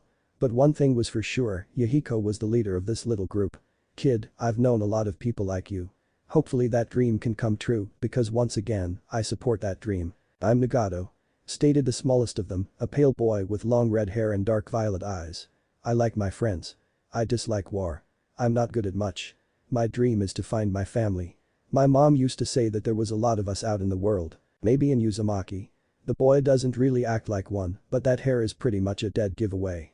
I'll have to inform Saratobi, if anything I can tell him that we've got a lead. Thought Jiraiya as he looked over the children's faces. Alright, first we are going to start with unlocking your chakra, then I'm going to teach you how to properly use it. 2 hours later, Konoha Academy. What are you going to do now Uzumaki bitch? Questioned an older Uchiha as he and 2 other students, one an Uchiha and one a civilian, moved closer to Kushina. She was walking home after the academy let out, no other students near her. You shouldn't have beat up Mikoto. Stated the other Uchiha, cracking his knuckles. Piss off, I'm in no mood for you assholes. Stated Kushina, shocking the civilian boys and enraging the 2 Uchiha. Listen you little bitch. That asshole officer isn't here to save you. Now just lay down and take your beating, or we will make it much worse for you. Stated the first Uchiha. I said piss off. Shouted Kushina as she lunged at the larger of the 2 Uchiha, grabbing his collar and driving her forehead into his nose, breaking it in a spattering of blood before she drove her other fist into his throat, striking his windpipe and firing him to the ground. The civilian was next, as she dropped the first Uchiha, she spun and drove her heel into the boy's side, catching his kidney. Spinning back the other way, she punched him under his right armpit, forcing him completely off balance, where she quickly kicked straight upward, her shin connecting into the bottom side of his jaw, snapping it shut, breaking some teeth and knocking him out. Before she could target the last boy, he got behind her, catching her in a full Nelson, before he lifted her off the ground. You little bitch. You dare attack the Uchiha, I'll make sure never become a ninja. Eat shit Uchiha. Shouted Kushina as she slammed her head backwards, only for the Uchiha's free hand to block it. Put me down. No chance. You're going down for this. You attacked academy students, this is your 5th fight in the last 2 months, and that bastard Namikaze can't save you this time. I said put me down. Kushina shouted as she forced her elbows together. Immediately, 2 sick popping noises rang out, followed by a shriek of pain as the Uchiha let go of Kushina, who swung an elbow back and caught the Uchiha in the cheek, knocking him to the ground as he shouted and shrieked in pain. Kushina turned to see the Uchiha, wallowing in pain, his right elbow was clearly damaged, as was his left shoulder. Kushina simply turned to walk home, already mentally preparing for the hell that was going to come of this. Knowing she was going to get in trouble anyway, Kushina wound her leg back and kicked the first Uchiha as hard as she could across the face, knocking him out cold. What she didn't see was two blondes has watched the tail end of her fight, both boys having similar thoughts. Is Ushiagakure, do you believe that you are ready? Questioned Tamaki, the glowing red cube in his hand. Once this is done, the connection will be broken, you will never return to your timeline, and you won't have any knowledge of what becomes of your former life. Naruto nodded and sighed. The real me needs to know the information you have given me. I cannot put my own selfish reasons ahead of my village. It's best to remember, your village is now this world's village. Good luck my great-grandson. I will see you when the time is right. Tamaki stated and dragged his fingers across the wall, a purple light following his fingers as it opened into a swirling purple portal. For now, I'm going to scare the shit out of your godfather. Naruto nodded again, sullen as he came to grips that he would never see his precious people again. His girlfriends, his village, Sasuke, Sakura, the branches. Even Jiraiya and Tsunade, he would never see those people again. Somehow, the thought that he could know all those people in this life didn't seem to help. He watched as Tamaki moved into the portal, disappearing completely. The portal slowly closed, seemingly shutting off Naruto's chance to be with his loved ones. As the portal fully closed, a yellow flash of light ripped through the crack, striking Naruto. Beware the suspicious Uzumaki, red will make way for gold. The golden mind sees the path that will light the way. Tamaki's voice echoed in his head. False Uzumaki, does he mean Nagato? Thought Naruto as he dropped a Hiraishin kunai and activated the seal. Golden mind. Akamichi's barbecue and grill. Are you sure that is what you saw? Questioned Hiashi Hyuga as he sat with several other clan heirs, his twin brother sitting next to him, both of them newly minted chunin, having been promoted after their 12th birthday. Yes. Kushina completely demolished all three. Stated Inoichi. I've never seen it before, usually she fights like a street brawler, but today she fought like a taijutsu expert. Hiashi felt his brother nudge him. Hisashi looked over to his brother before talking. The raw strength it would take to do that kind of damage is easily genin level. Hiashi nodded to his brother. She is quite powerful. Perhaps we should instruct our clan members to look out for her. If she continues to have problems with the Uchiha, it would be best to keep the girl safe. Any enemy of the Uchiha is a friend of ours. Nodded Hisashi. It's the least we could do for the Uzumaki. Has this been a regular problem for her? The only I had heard of it was when she had fought Mikoto. Questioned Hiashi. The only time anyone messes with her is when Mr. Namikaze isn't around. Stated Chaoza. Not even an Uchiha is arrogant enough to fight him. Stated Tsume, who had just sat down next to Hisashi, who had been her genin teammate. From what I had heard, he's extremely powerful. I'd say. Father said to be wary of his power. Stated Shikaku. Said that anyone who has such favor with the Hokage is either extremely powerful or extremely loyal. What does your sister say about him, Inoichi? She's your academy teacher, right? Questioned Tsume. She doesn't really talk about him outside of school. Stated Inoichi, not aware of the intended interests his sister had in Naruto. I know that most teachers have polarizing opinions of him. What happens when he is around? How is the girl treated?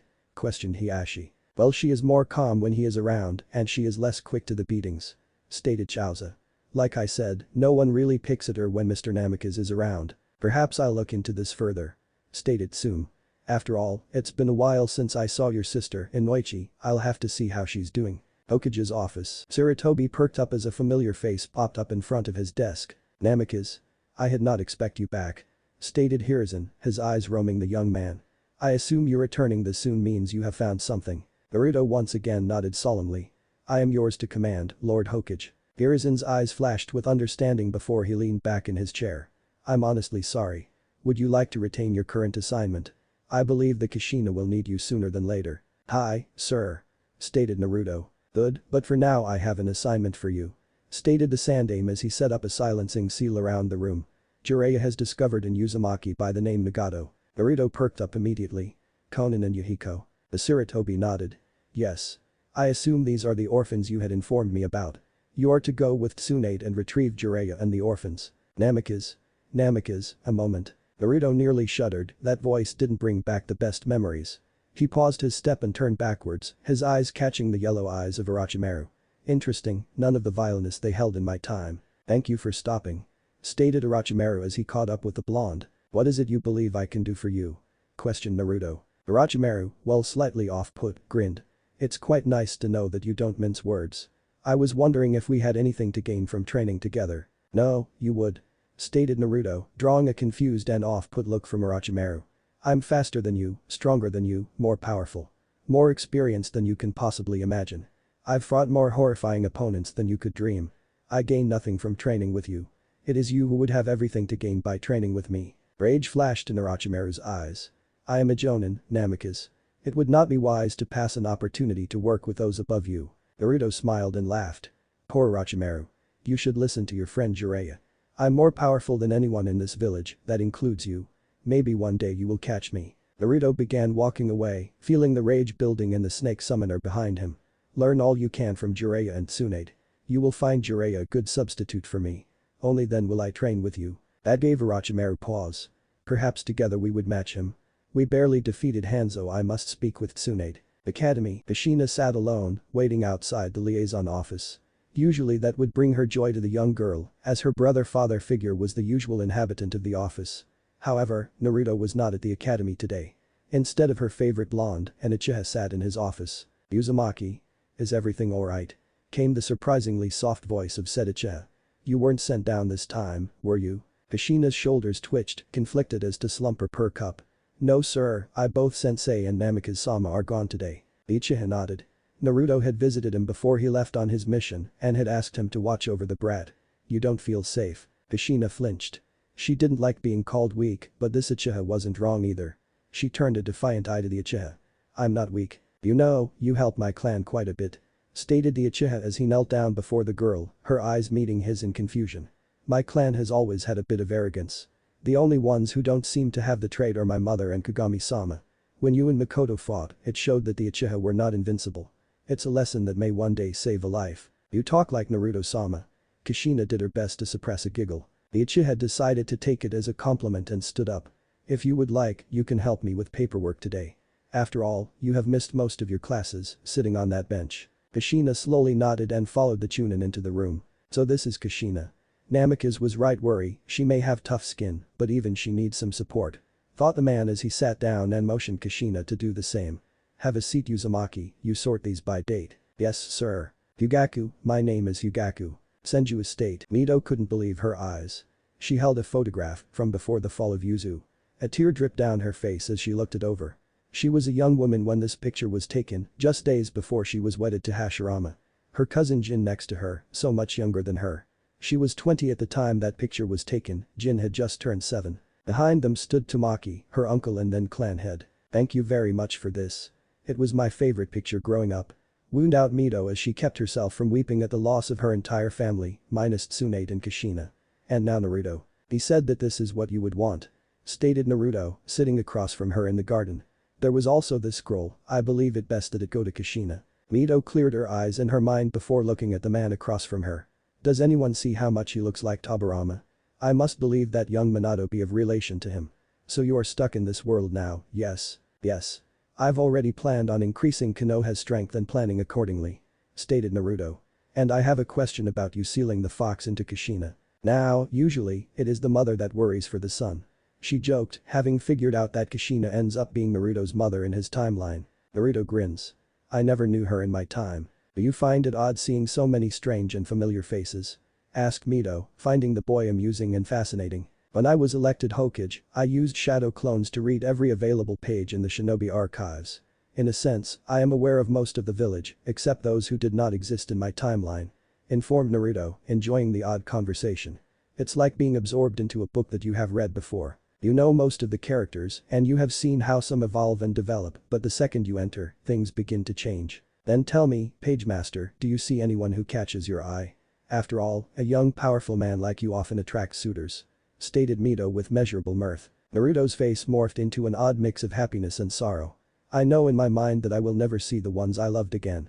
I've spent these weeks I've been here preparing for it, but the heart is a fickle thing. I understand. Naruto couldn't help but think how much older she looked when she said those words. When I lost Hashirama, I thought that the pain would never go away. It wasn't much longer until Tobirama left this world. Then my daughter and my son-in-law. Even when I lost Nawaki I felt pain. It gets easier though. If you continuously fill your heart with love, the pain of loss will fade. Mito and Naruto sat silently, the statement that Mito had made rung in Naruto's mind, his eyes showing a sadness that he had never really felt in his past life. You called for me grand. The two Uzumaki turned to see Tsunade, a loose top and baggy pants on, a slight blush on her face, as tried to turn her torso away from Naruto. I wasn't expecting company, is this a bad time? Thankfully for both blondes, Mito spoke up. We were just catching up. Uzumaki tend to have strong bonds. I summoned you here because Naruto seems to have need of you. We have to retrieve Jiraiya. Pack for a 2-week mission. We will be leaving in 3 hours from the main gate. Stated Naruto as stood and tossed Tsunade a scroll. He turned to Mito and grinned. Thank you for the company, I look forward to chatting with you again, hopefully over less grim content. Yes, run along now. I'll make sure Kushina gets your scroll. Dismissed Mito as she stood to try and match his height. Remember young man, love is stronger than sorrow, and you will find many suitors. Mito walked from the room, leaving Naruto and Tsunade standing in the room alone. Tsunade had a puzzled look on her face, probably from the odd way the conversation had ended, if Naruto hazarded a guess. I'd pack a few extra layers, you seem to be cold. Stated Naruto with a mischievous grin. Tsunade's face changed even more towards confusion before the sudden realization hit. She crossed her arms over her chest, unable to say anything before he flashed out of the complex. Tsunade stood silent, a deep blush on her face before she ground out. Damn it. He's just like Jiraiya. Tsunade began walking back to her room, thoughts racing through her head. Is it am I like or Jiraiya? I need to figure this out. Main Street. Kushina walked sluggishly toward the North Lane apartments. She had spent most of the day with Fugaku, who seemed to be quite kind, if somewhat strict, before she had gone back to pick up her homework. The substitute informed her that they had all been assigned partners and that she was given Manado as her partner for some sort of project. She knew he lived in the same apartments as her pseudo-guardian, strangely enough just 2 doors down from him. She had wished she had gotten someone different but set those thoughts aside when she remembered that Naruto had told her that he sensed great potential in Manado. Naruto Nai seems to think he is okay. I guess I can give him a chance. Hey brat, how's it going?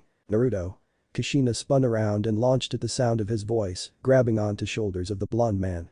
When did you get back from your trip? Did you get me a present? Naruto chuckled and pulled out a Hiraishin kunai. Here, if you're ever in trouble, dangerous trouble, and you can't fight your way out, just throw this, and I'll be there. Kushina took the oddly shaped kunai and looked it over. Really? How? I'll tell you one day. Teased Naruto as he set the girl down. Where are you headed? The compound is that way. I got paired with that flaky kid Manado for a class project, I'm heading over now. Will you walk with me? Asked Kushina, knowing that his apartment was that way as well. Sure, let's go. Laughed Naruto, finding it hilarious that his mother was calling his father of all people flaky.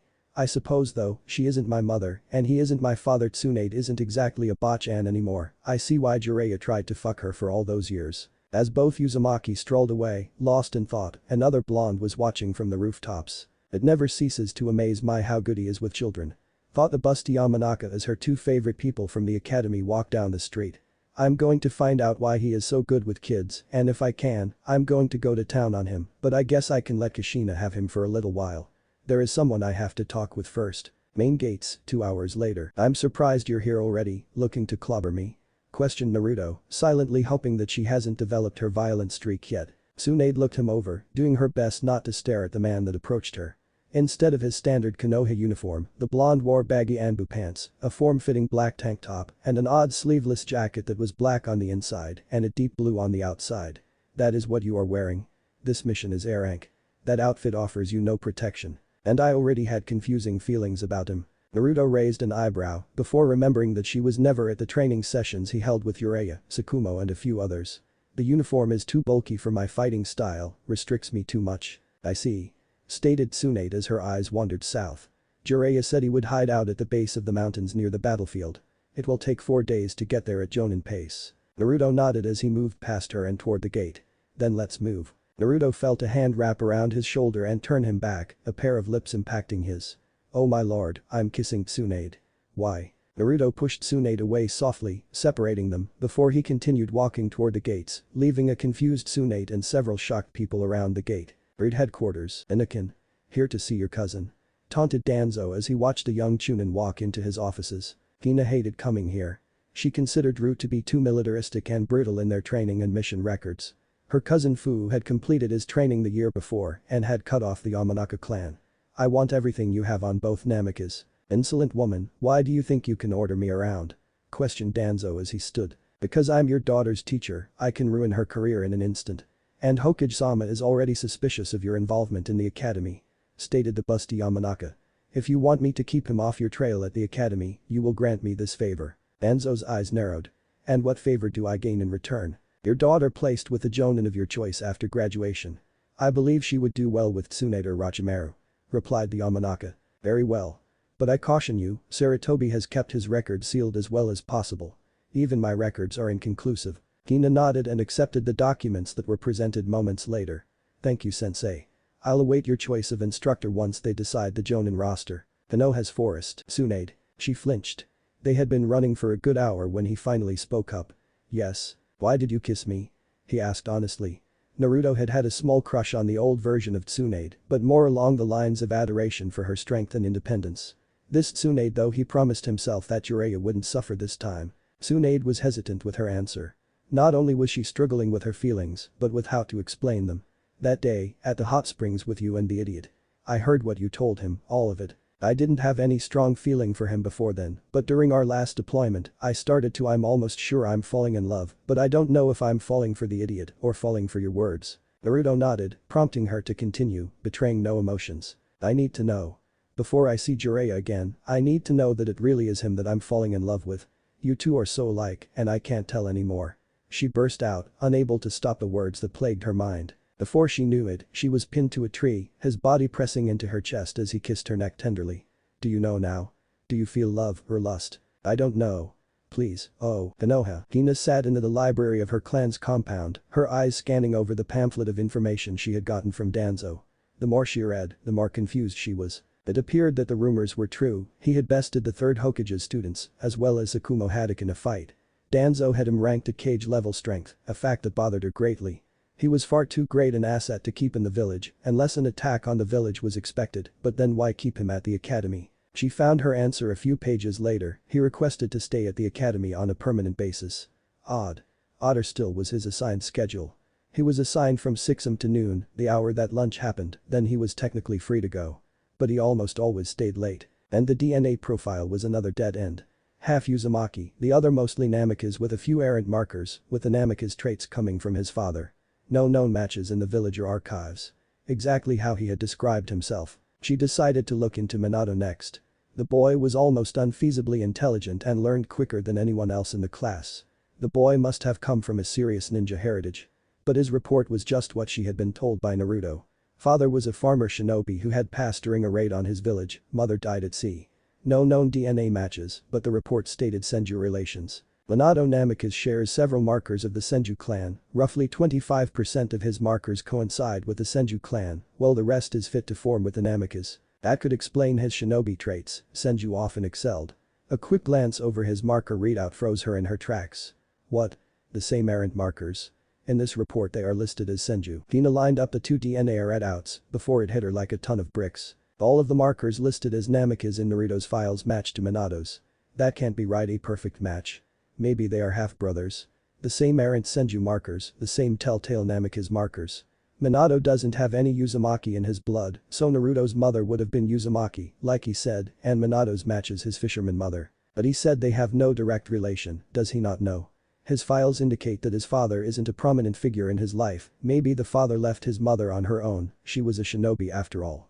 Thought the Yamanaka, after all, he wasn't overly protective of Manado like he is Kushina, but the DNA markers were proof. And if his mother had stronger genes, they would wipe some of the Namikaze and Senju DNA, or even be mistaken as Uzumaki when they were really Senju. Kina sealed the files away and left the library, she had to find Naruto. Konoha's forest. Naruto stood watch as Tsunade got dressed, his mind a quandary of conflicting thoughts and emotions.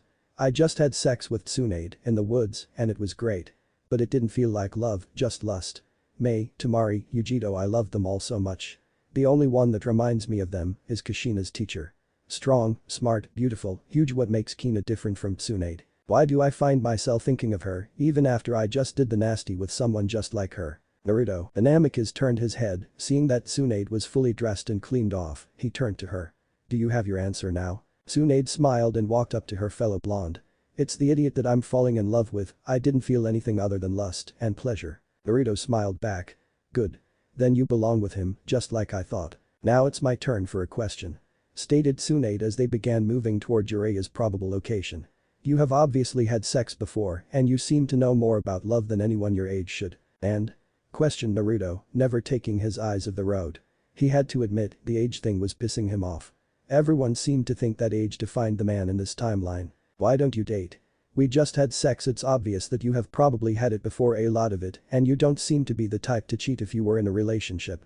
asked the busty blonde. Both Kushina and Kina Yamanaka told me you had told the class that. I wonder how she knows Kina. No use lying anymore. My family, my life, my wife's and my children were taken away from me. It seemed like I blinked and it was gone. I wound up in this village and tried to get it all back. I was close, but now I suppose I can't look back anymore. To tell you the truth, I was going to ask Kina out once we got back. Tsunade seemed lost in thought, so much of what he said didn't make any sense, but the honesty and pain in his voice seemed undaunting. Her mind skipped the wives part and narrowed in on family. Family, what exactly is your relation to my grandmother? We aren't cousins, are we? Naruto barked out a laugh. No, not really related. Mito is my grandfather's cousin. Tsunade found that unsettling. Mito was old, but when compared to other Uzumaki, she had her children much younger than most.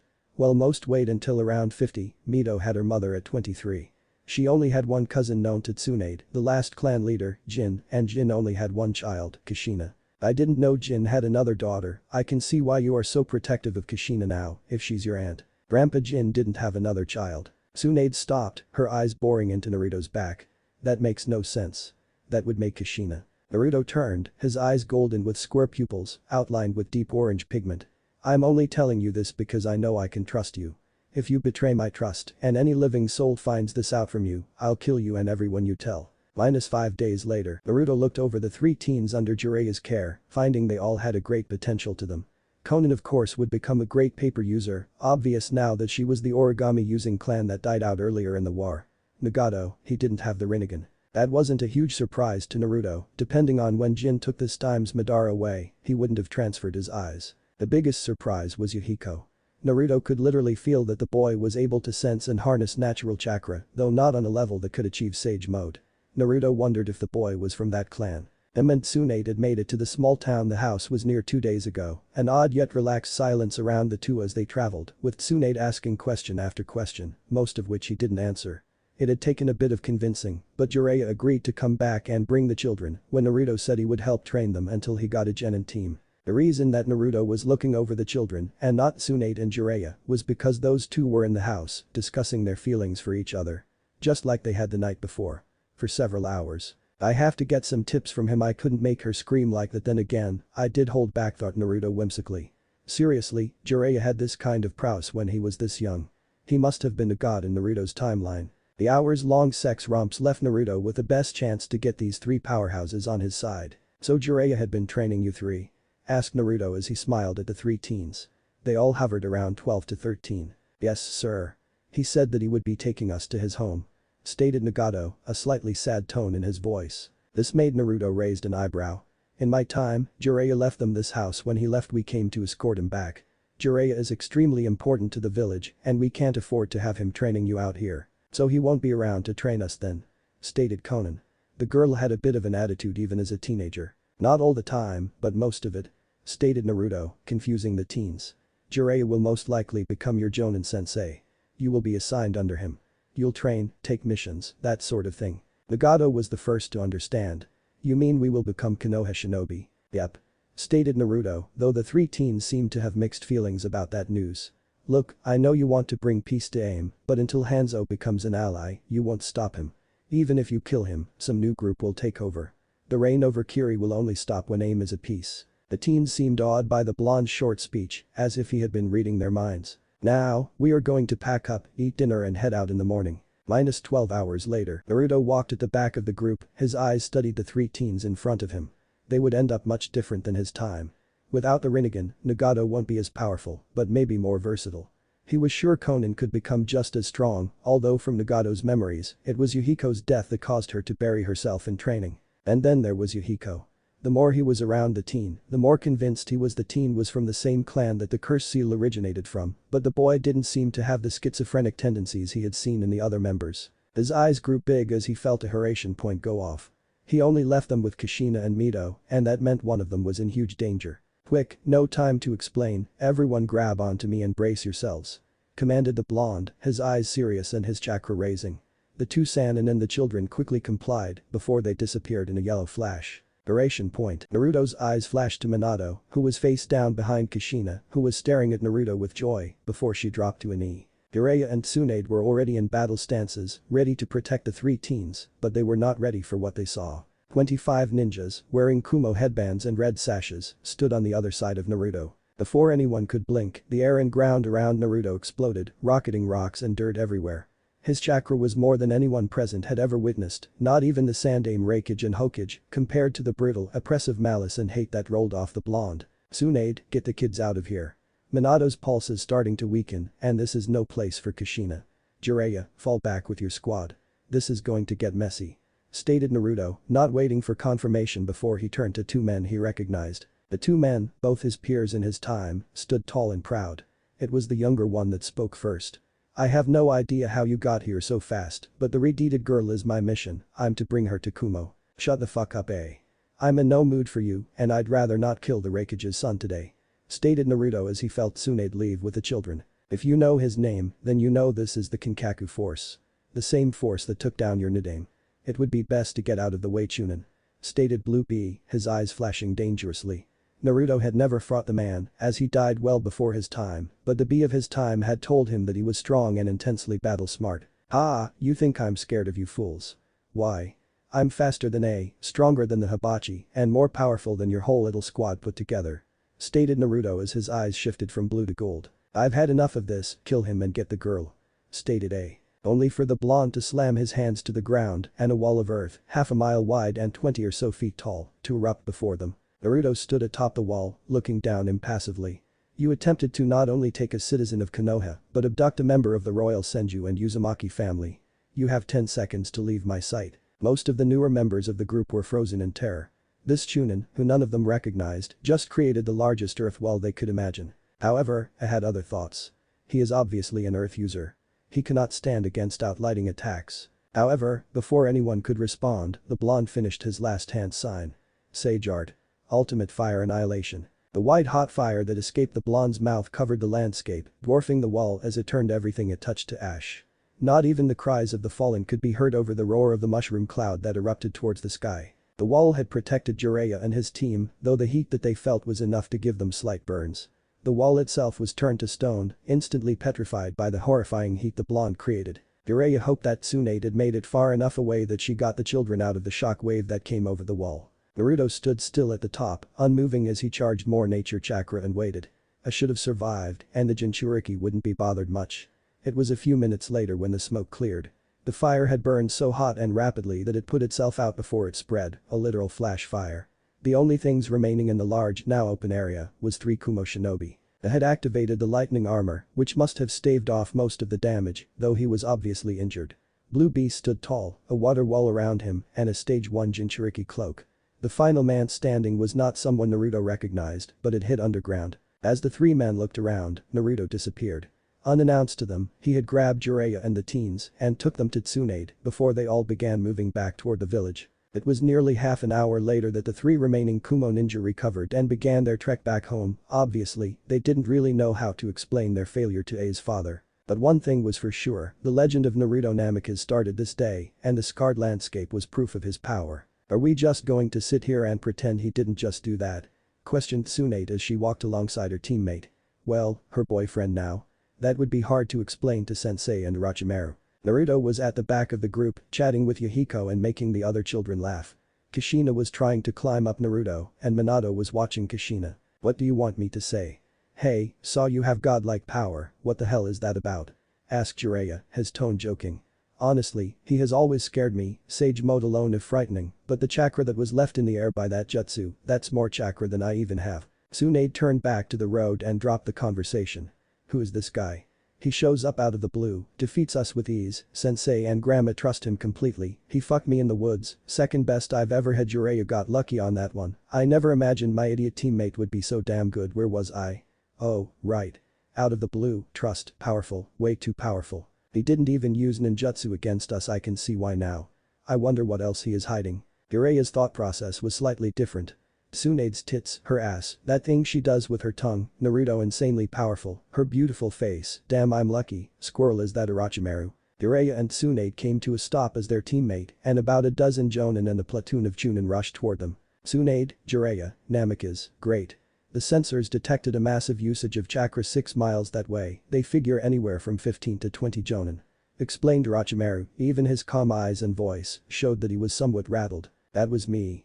Explained Naruto easily as Kushina managed to finally climb up onto Naruto's shoulders. Some Kumo ninja tried to capture little Kushina here, so I killed most of them. You fought 15 Jonin's attacks. Questioned Orochimaru as he looked to Jiraiya, who other than some light burns seemed just fine. No, that chakra that the censors felt was Naruto. He wiped those Kumo nin and a large chunk of the landscape out of existence. Explained Jiraiya, waiting for the inevitable confusion that would follow his statement. Orochimaru slowly looked at the blonde man who was harmlessly playing with the 5 children. That chakra was him. The ninja gathered around the group began looking between each other and eventually back to Orochimaru. Yeah, that was him. Confirmed Tsunade. Go check if you want, but it was Naruto. Orochimaru looked unsure but nodded and continued on with his group of ninja, leaving the small group of ninja and students. The group continued their pace back to Konoha. Jiraiya and Tsunade wanting to get back for some alone time, Naruto to report and get some sleep. He could feel that his future was about to get very troublesome. Half-hour later, Konoha. The Hokage's office was rather cramped as everyone filed in. The AIM children stood with Jiraiya, Kushina had yet to leave Naruto's shoulders, Manado stood between Jiraiya and Naruto, and Tsunade was behind Manado. Hiruzen Sarutobi, the famed third Hokage, was carving out and eating a watermelon with a spoon as he watched his most loyal ninja and the accompanying children enter his office. Why are the children burned? Questioned the Hokage before he looked over Kushina and Manado who both had some bruising. I know you don't care for children Tsunade, but that isn't right. They were burned by my jutsu, that giant chakra pulse our sensors felt.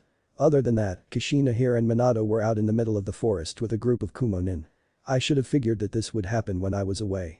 Stated Naruto, giving a subtle hint to Sarutobi that this was an event from his timeline. Sarutobi nodded and motioned his spoon at his students. Jiraiya, find housing for these children. Preferably close to you.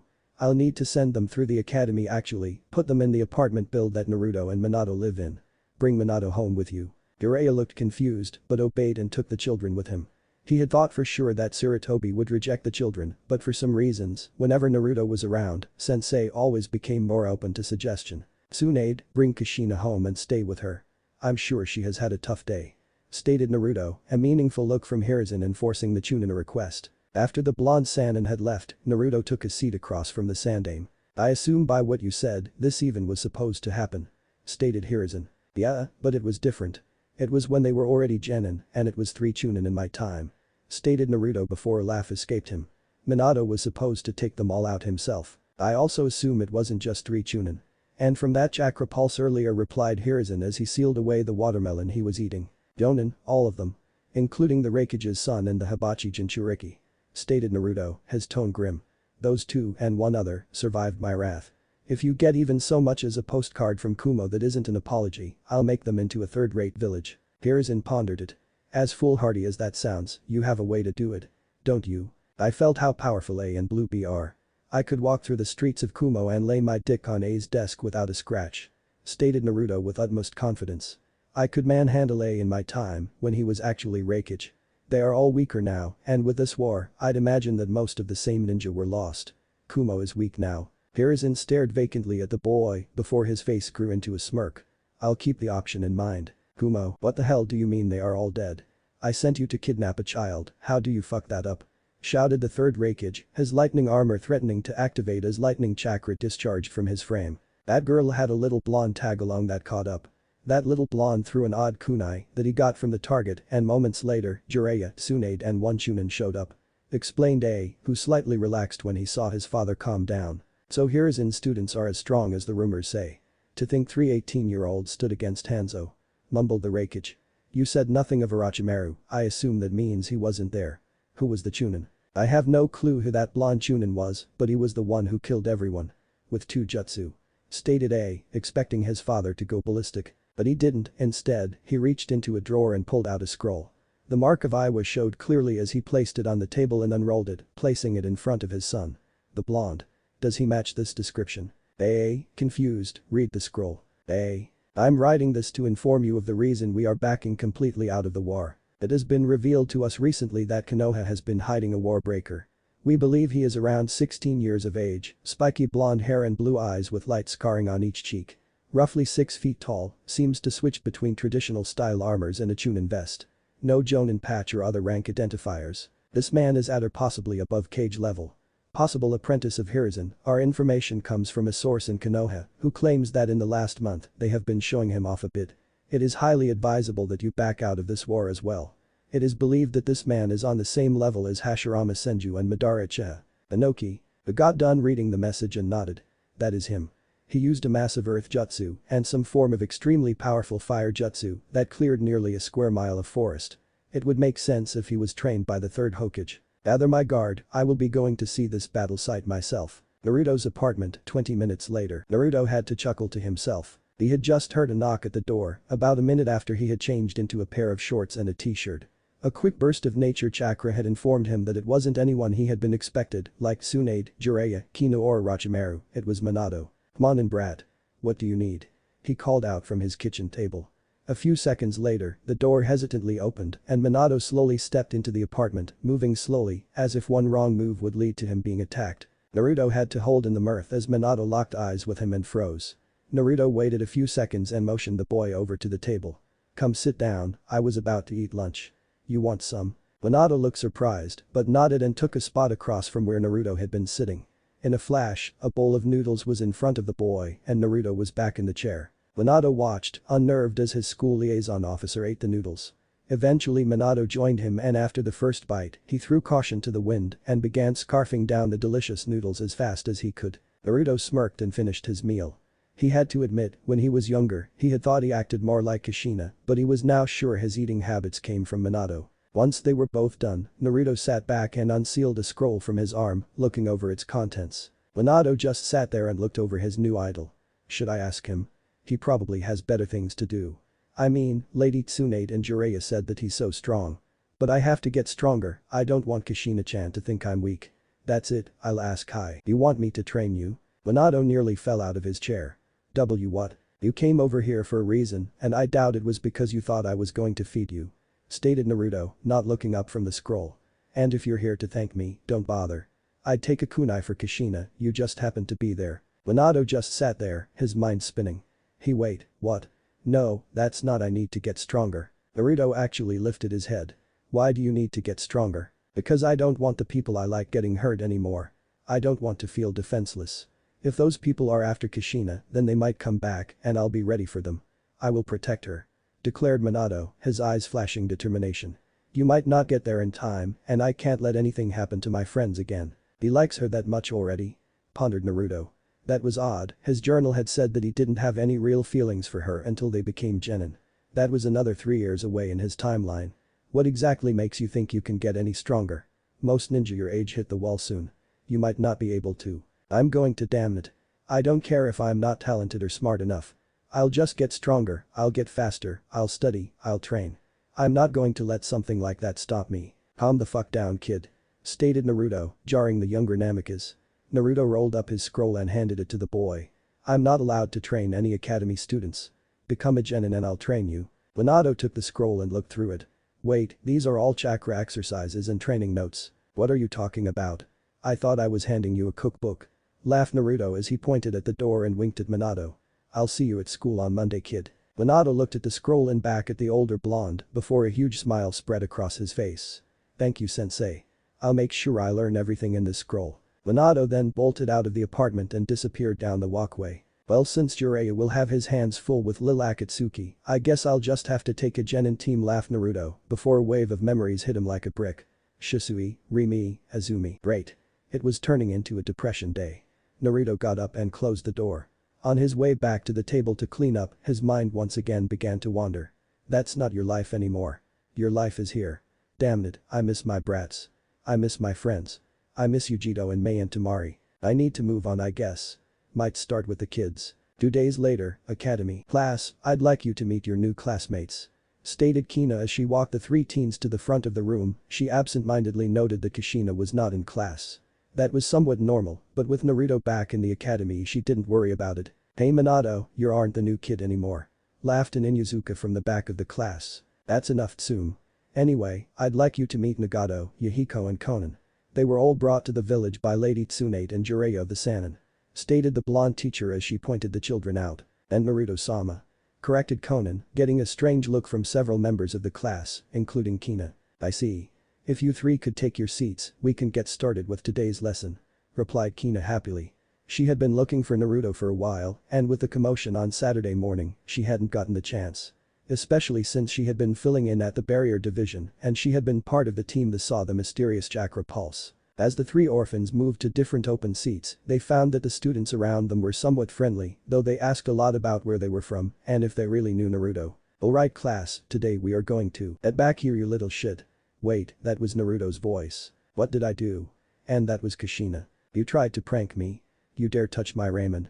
Naruto's voice sounded off again as the sound of a body hitting the wall and a dragging sound came from the hallway. The class waited a moment and watched as the door slid open and a red blur was thrown into the room, crashing into Manado and knocking them both to the ground. "Next time it will be worse," stated Naruto as he strolled into the room. "Hi Naruto-sama," called out Konan and a few others as he walked in. "Hello class. Would anyone like to tell me why Fugaku told me this was the troublemaker room?" asked Naruto seriously. The entire room seemingly winced as Naruto brought up Fugaku. When no one said anything, Kina spoke up. "My students seem to like you better than Uchiha-san. There may have been some pranks played." Naruto surprised the class when he didn't scowl or frown or even look displeased. Naruto smiled brightly before he threw a thumbs up at the kids. "Good work, now you better behave for Kina today or I will make sure Fugaku gets revenge on each and every one of you." Kumo and the third Raikage looked expectantly at the messenger that had just come into the office, a small black book in his hand as he carefully moved toward the desk. "Sir, here is the updated bingo book you asked for. And it has our new friend in it?" asked the Raikage as he tried to open the book. "I swear, these were made just to piss off people with big hands. If I ever find the person who yes, page 38. Name? Unknown. Affiliation? Konohagakure. Rank? Believed to be Chunin. Height? Unknown around 6 feet. Weight? Unknown slim muscular build. Description? Blonde spiky hair, blue eyes. 3 scars on each cheek, possible clan markings. Great affinities in fire and earth manipulation, believed to have been trained by Hiruzen Sarutobi. Prime reason for entry. Killed 12 Kumo Jonin on recent mission to reclaim valuable asset. If encountered. Jonin Anbu, fight to kill. Dead or alive? Dead. Classification. S rank. They weren't able to find anything more on him? Questioned the Raikage, scanning the page again. "No sir. The only man matching the description of the man in our spy reports is an academy worker, but he always wears a Chunin vest and the sensor says that his chakra isn't nearly big enough to cast the jutsu that we used. Send a message to Ruko. I want that academy teacher looked into. Also, look into the Yamanaka clan, the appearance would match. Academy, liaison office. I was wondering when you were going to show up," stated Naruto with a smile. "I even stayed late. I have something I'd like to ask you." Hina blushed as she shut the door behind her and sat across from him, a book under her arm. "You know, I thought I had you figured out. But every time I see you, you change just a bit. Well, I was called unpredictable in my youth. What can I do for you?" asked Naruto as he leaned back in his chair. Hina took the book she was carrying and placed it in front of him. "I was looking through the students' files and I think I found something that might interest you." Naruto leaned forward and opened the book, finding that the first page was Manado's file, including a DNA profile. "Oh shit. Could she even get my DNA profile?" questioned Naruto mentally as he looked over the page, finding several markers on the DNA profile marked. "Shit." Hina took a second glance at Naruto. "Shit. Does he already know? Wait, is it supposed to be a secret?" She watched as Naruto flipped a few pages, landing on his profile. "Guess I have some explaining to do before I get to ask my question then." "You knew?" asked Kina inquisitively. "I thought you said that you weren't related." Naruto sighed and leaned back.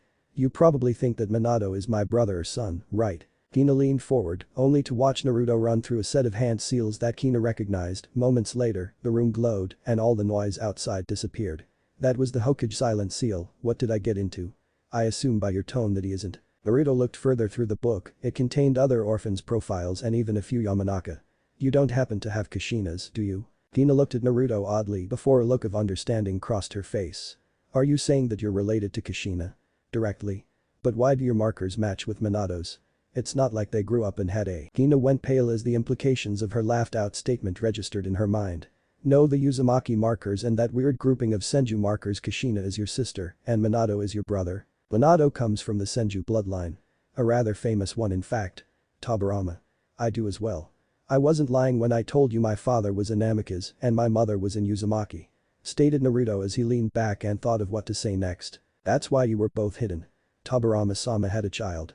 questioned the academy teacher, doing the math in her head. Naruto would either be the son or grandson of Hinadame or the grandson of the Nadame. "No, but Manado is. I'm his great-grandson. So he had 2 children. Wait, Manado is your uncle?"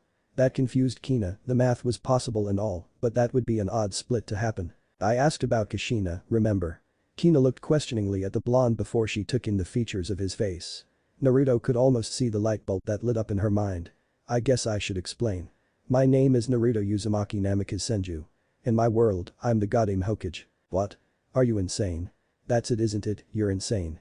Shouted Kina as she looked at her blonde coworker again. He looked exactly like Manado and Kushina's child would. Hiruzen-sama has yet to name a yondaime, let alone a goddamn. He knew exactly how to interact with Kushina, he was able to work his way into a prime position in the police force. According to Tsunade, he is the strongest ninja she has ever seen. Her brow scrunched as a thought passed through her head. How old are you? Manado is 7, and Kushina is as well. Naruto smiled and leaned back. You figured it out. October 10, 465. That would make you -17. Stated Kina. Yep. Dad was 24 when he died, so was Mom. Stated Naruto, his eyes softening. Guess that's why I'm trying to get to know them now. Kina looked at the blonde oddly. Are you trying to tell me Manado Namikaze, the yondaime Hokage, married Kushina Uzumaki on June 23, 464. They had one child on October 10, 465. Replied Naruto. I'm not trying to tell you anything. I'm going to tell you everything because you already know too much. Then I'm going to take you, your father, your sister and Mito-sama to the Hokage's office and let him decide what he is going to do with this. I don't have a sister. Kina quickly replied, her eyes widening. He doesn't know, does he? He can't. Wait, Manado becomes Hokage. Yes, you do. Unless something much different happened in this time, Tsunade Senju is your half-sister. Your father married your mother 2 years after she had Tsunade. A few years go by, you come along, your mother dies, Inoichi remarries, and 5 years later, you have a little brother. That's why Tsunade has blonde hair. That also explains why you both are busty goddesses. That's also why little Naoki doesn't look much like his big sister. Tsunade's father was remarried, but the clan hid that and your father helped concoct the story to keep your mother safe. You are half Senju, half Yamanaka. Naruto grinned. We have the same past. Both of us have our little secrets. Kina sighed and finally sat down, her hands holding her eyes. So that's it. You are from the future and you know all of this because you were the Hokage and had access to all of the secrets. That's why you know everyone, that's why the Hokage has such trust in you. That's why you look after Kushina. Pretty much. I never got to meet Kushina and I only talked with Manado once as a result of a forbidden jutsu. Stated Naruto, his eyes looking directly into Kina's. Anything you want to know? Kina just stared at the man in front of her. Free pass, you can have a guy you trust tell you the future. I already know a few S-rank secrets, might as well go for gold. Do I age well? I better not get wrinkles. Naruto's head slammed forward and impacted his desk. Bachan. How am I going to handle 2 of them? I know a majority of the events for the next 30 years, and you ask that. What? I'm still a woman. Stated Kina, fighting the blush that started when she asked the question. I just want to know if I turn into one of those old hags. Naruto just shook off a mirror image of an older Tsunade. I really wouldn't know. In my time, you died when you got that nice scar across your belly. Kina froze. Then why aren't I dead now? Did you spare me somehow? No, this world isn't exactly the same as mine. Replied Naruto. Though I have to admit, in some ways it's eerily similar. How about this, what happens to my family? Asked Kina, shaking off the deathly feeling in her spine. I shouldn't tell you. I can tell you that they all turn out good. Stated Naruto, his eyes traveling her body. Damn, she looks good in that uniform. Kina caught the subtle look Naruto gave her and smirked. So future man likes the way I look, huh? Did you have any significant others that I would know? In your time? Yes, 3 actually, but I don't think you would know them. The Mizukage, the sister of the Kazekage and the Jinchuriki of the Nibi. Reply Naruto automatically, his eyes showing pain. I'm going to miss them until I die. Any kids? Kina watched as Naruto smiled and nodded. I adopted 2 boys when I was 14. Shisui and Azumi. They became my genin team and before I was taken from my world, they both were on their way to Jonin. I knew there was a reason he was good with kids. Now I just need him to pump one in MWO bad Kina thought Kina as she sat back and looked at Naruto. 3 girlfriends, huh? No, 3 finances. They wanted to all get married together, so we put it off. Stated Naruto truthfully. Wait, you were getting married to 3 women at once? Asked Kina in amazement. Naruto didn't seem to be the kind of guy that would do that. When he nodded, she muttered, what the hell? Were you created in a lab? What? No, why? Because you aren't fair to females. You're handsome enough to be a model in the capital, you are apparently the strongest person in the village, you're great with kids, you are kind, your body is straight up impossibly yummy, and apparently, you were able to woo 3 strong, smart women into loving and sharing you. Listed off the Yamanaka heatedly. The only way you could be any more ridiculously perfect would be if your dick was as big as your personality. Kina froze as she realized what she just said. Naruto grinned, his eyebrow slightly cocked as he let out a small chuckle. I'm sure you'd like to know, after all, the only way you could fuck me any harder than you were in the classroom a few weeks ago would be if my cock was in your mouth. Kina was almost glowing red as Naruto just grinned at her, but this wasn't his normal boyish grin that she was used to. This one was predatory. He had her tongue tied and her mind was almost completely shut down. Almost. That's not you, I wasn't even you're a pervert. Yep. I've taken every single chance I could to look you over. Laughed Naruto. To be honest, if I was sure I was ready for a relationship, I'd have asked you out already, wooed you, and probably buried myself in you in this very office. Kina just kept getting redder. She couldn't believe that he was talking this way. In the office. Suddenly, Naruto stood up, looked her over once more, and smiled. I gotta go look after a runt. I'll see you tomorrow, keep all this a secret. Feel free to stop by if you're ever in the neighborhood. Suddenly, Naruto was gone, along with her book of student profiles and the sound barrier. Hokage's office. Hiruzen sat, unfazed, as a yellow flash entered his vision. Though it helped that he was currently holding half a melon and was scooping the fruit into his mouth. Old man, do you ever stop eating? Questioned Naruto, who dropped the book on his desk. Would you rather I smoke? Asked the Hokage as he took another scoop of melon into his mouth before looking over the book. Seems I was correct. Kagami was telling the truth. Yeah, you were right, she even had the DNA profiles of all the kids in me. Hiruzen nodded and stopped shoveling food into his mouth as he looked over the book. Nothing secret here. As a teacher, she has access to all of this. Your DNA is odd, but there is no law about having it. She knows now. I've told her and Tsunade. Stated Naruto, his eyes trained on the not-so-old Hokage. I have a clone trailing her, if she goes anywhere suspicious, I'll tell you. I'm not worried about it. It would be better for us if we let that rumor get out. Most of the population would simply discredit it on the sheer absurdity of it. Replied the wise Kage. What concerns me is that she got this DNA readout from someone, meaning someone else could find it and use it to find the truth. I don't know about that. It took me spelling it out to Kina for her to grasp it. If anything, I could just say that me and Manado are cousins and that Yuzu blood is extremely strong. Shrugged Naruto. You going to plow her? Questioned Hiruzen, shocking the blonde speechless. She is very beautiful and those Yamanaka are known to be great in bed. Hervey old man. Shouted Naruto. Watch it or I'll order you to seduce her. Stated Hiruzen, his mouth twisted into a grin. Now get out of here, you're dismissed. Report if anything strange happens. And Jiraiya wanted to speak with you. Suna, sir, you summoned me? Questioned a Jonin as she walked into the Kazukiya's office. Ah, Pakura. Yes, I have a mission for you. Stated the third Kazukiya, handing a folder to the young Scorch user. Pakura opened the folder, only to find a bingo book entry.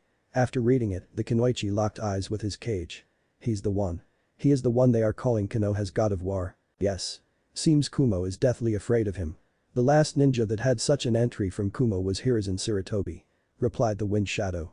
I don't think I need to go into any level of detail about how this changes our plans. Sir, I'm only good at one kind of mission, stated the Scorch user. The third Kazukiya nodded. If Kumo rejoins the fight, you will be sent to eliminate him. Konoha. Naruto sat on the balcony of his apartment, looking over the courtyard, where several children were playing with their friends or siblings. He spotted Manado, doing a workout routine that seemed extremely familiar. He smiled. It may not be the life he had, but it was a good life.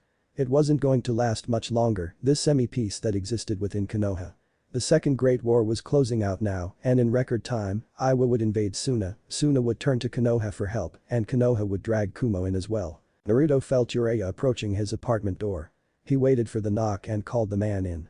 Naruto was slightly surprised to see Jiraiya wearing his horned forehead protector, meaning he had sworn loyalty to the Toads sometime after returning to the village. Naruto, good to see you. Staying out of trouble? Questioned Jiraiya as he slowly entered the house. What did the Toads tell you? Asked Naruto as he stepped back inside and closed the door to the balcony. Jiraiya jumped slightly. How the hell does he always know about stuff like this? Don't know what you're talking about. You're beginning to learn Sage Mode. I can feel it. Stated Naruto seriously. Which one told you the truth? Fukakasu? Yes. Replied Jiraiya, finding no reason to lie. Would you take me as your student? Naruto looked at the man oddly. You have Hiruzen Sarutobi as your sensei. I don't fight like sensei, and sensei doesn't have Sage Mode like you do. replied Jiraiya. Look, I'm not asking you to hold my hand and walk me through things, I just need a direction. I fight like you, I'm a wide area kind of guy, but there aren't a lot of us in the village. Naruto looked down at the courtyard, Manado was gone, meaning he had finished up his workout. I'll give you one chance. Meet me in the Forest of Death 1 week from now, be prepared to fight. Thanks man, I owe you one. Laughed Jiraiya as he moved to leave. Jiraiya. Naruto called out as he was about to leave. No one can know.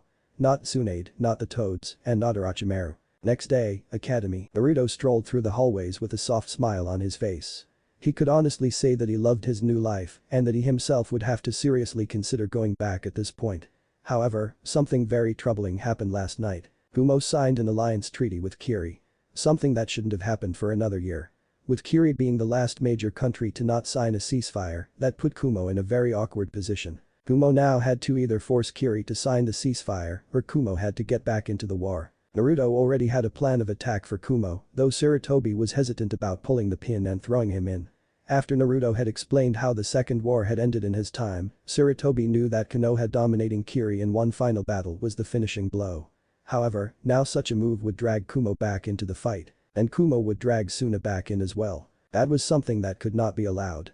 If the war were to restart now, it would have terrible repercussions that even Naruto was still wrapping his mind around. Hey. Mr. Namikaze.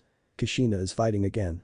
Shouted a small child as Naruto made his way to the playground. Naruto sighed and flashed away. He appeared just in time to catch a punch from Kushina and trip Manado. Kushina, what the hell are you doing? I said no more fighting. We weren't fighting. We were sparring. Manado Baka said that he wanted to spar, so I accepted. Stated Kushina as she huffed. Naruto gazed around and saw most of the students were watching. Alright, someone better answer my questions, or you all are going to scrub the hallways. Shouted Naruto, even though he was already fine with what was happening. Who was winning? Most students pointed to Kushina, though a few pointed to Manado. Naruto gazed at the children again before he huffed and looked at Manado. Alright kid. They are saying you lost. Come on, we have a report to fill out. There was an audible wave of confusion in the crowd as Naruto and Manado walked inside, Manado's head hung low. Kushina watched as the odd boy followed Naruto in, unsure why she felt guilty. 2 hours later, Hokage Tower. Naruto was somewhat surprised to see Tsukumo Haddock standing in the office as he walked in. He also noticed Mito Dai, who was standing off to the side. Naruto. Once Kasuke gets here I can assign your mission. Stated the Hokage as he continued shuffling through paperwork. After a few moments, a man that Naruto realized was the Eternal Genin walked in, taking his place in line. Now that you are all here, you 4 are being sent on a diplomatic mission to Kumo. Naruto instantly knew that this was going to either end the Second Great War or start the third. Diplomatic. You will be meeting with Orochimaru in 3 days' time. As they just signed their pact with Kiri, you will be requesting a ceasefire agreement from them. Stated Sarutobi. Tsukumo will lead this mission, with the rest of you acting as bodyguards. And when they refuse? Questioned Naruto, drawing shocked looks from Kasuke and Dai. Hiruzen looked at the blonde and nodded. With a high likelihood that they will decline the offer, the next step will be Naruto invading Kumo. Tsukumo and the other members of the mission all gasped in shock. The Sarutobi looked at Tsukumo and then to Naruto. The second that the meeting no longer seems salvageable, you will politely withdraw from the meeting. You will go as far as you are escorted and during the night, Naruto will enter the city and do what is necessary to force Kumo to their knees. Sir, are you saying that Naruto will be single-handedly invading our strongest enemy? Questioned Tsukumo, remembering how he had dismantled them in their first spar. Even Lord Tobirama couldn't hope to commit such a feat and come out alive. That is why this is an SS rank mission. Stated Sarutobi, getting a shocked look from 3 of the men in the room. Do you understand what is being asked of you, Naruto? Yes, sir. Stated Naruto, already knowing that he would walk out of the village. Sage mode on top of Hiraishin and Rasengan. Sorry dad, you are going to need a new trick. What are my parameters if negotiation fail? No civilians if you can help it. Genin shouldn't be targeted either. Kill every Jonin you see. Stated Hiruzen. I don't think I need to tell any of you, this mission is extremely pivotal to the future of Konoha. Gates of Kumo, 2 days later. Halt. Are you the diplomatic party? The group stopped and Tsukumo presented the papers to the guard. The guard looked them over before nodding to a man a few yards down the street. Towa here will bring you to the tower. Behave yourselves, you are being watched. The group all nodded and began trekking through the village. Naruto was somewhat surprised that the layout was so different than in his time. Kumo was only invaded once and it was during the period of time before the first war. Hey, Konoha man. What you doing in my village? You got some kinda plan? You gonna try and pillage? Naruto almost tripped as he heard that tiny voice, rapping terribly. Naruto turned to see a small boy, white hair, sunglasses and a white shirt. Kid, we are here on a diplomatic mission. Man, don't hand me that blow, you in here on the down low. Replied the small boy, who was almost running to keep up with them. There was some snickering from the people they passed, as the small boy seemed to try and antagonize the blonde Konoha ninja. Suddenly, B was in the air and found himself sitting in the blonde's shoulders. The surrounding crowd gasped, but soon were even more shocked when the blonde started laughing, as the small child started pulling the blonde's hair and punching him. Put me down, sucker. I ain't afraid of fightin' you, brother. Calm down, kid, we are here on a diplomatic skid, not to tear off a lid. Now knock off that hittin', or on the ground you'll be sittin'. Most of the crowd was more shocked by the friendly Konoha ninja, who was suddenly rapping back at the small child. B's eyes went wide behind his glasses before a huge smile spread across his face as he slowly stopped fighting the blonde's hair. Hey man, you rap too. You're pretty cool, even if you are a fool. Hey now, don't be calling me a name, you're the one to blame. You look like you couldn't keep up, so I gave you boost, young pup. Replied Naruto, eyeing the people around his group who were not only amazed that the blonde had the balls to pick up a child of Kumo, but because he actually managed to get the annoying orphan to smile and shut up. His team didn't pay much attention to Naruto. It was pretty well known in Konoha that the blonde was good with kids. Well, great actually. Though having heard the blonde talk about invading with a 5 or 6-year-old kid was unnerving. My name is Killer B, that's me, I'ma be the next Hokage.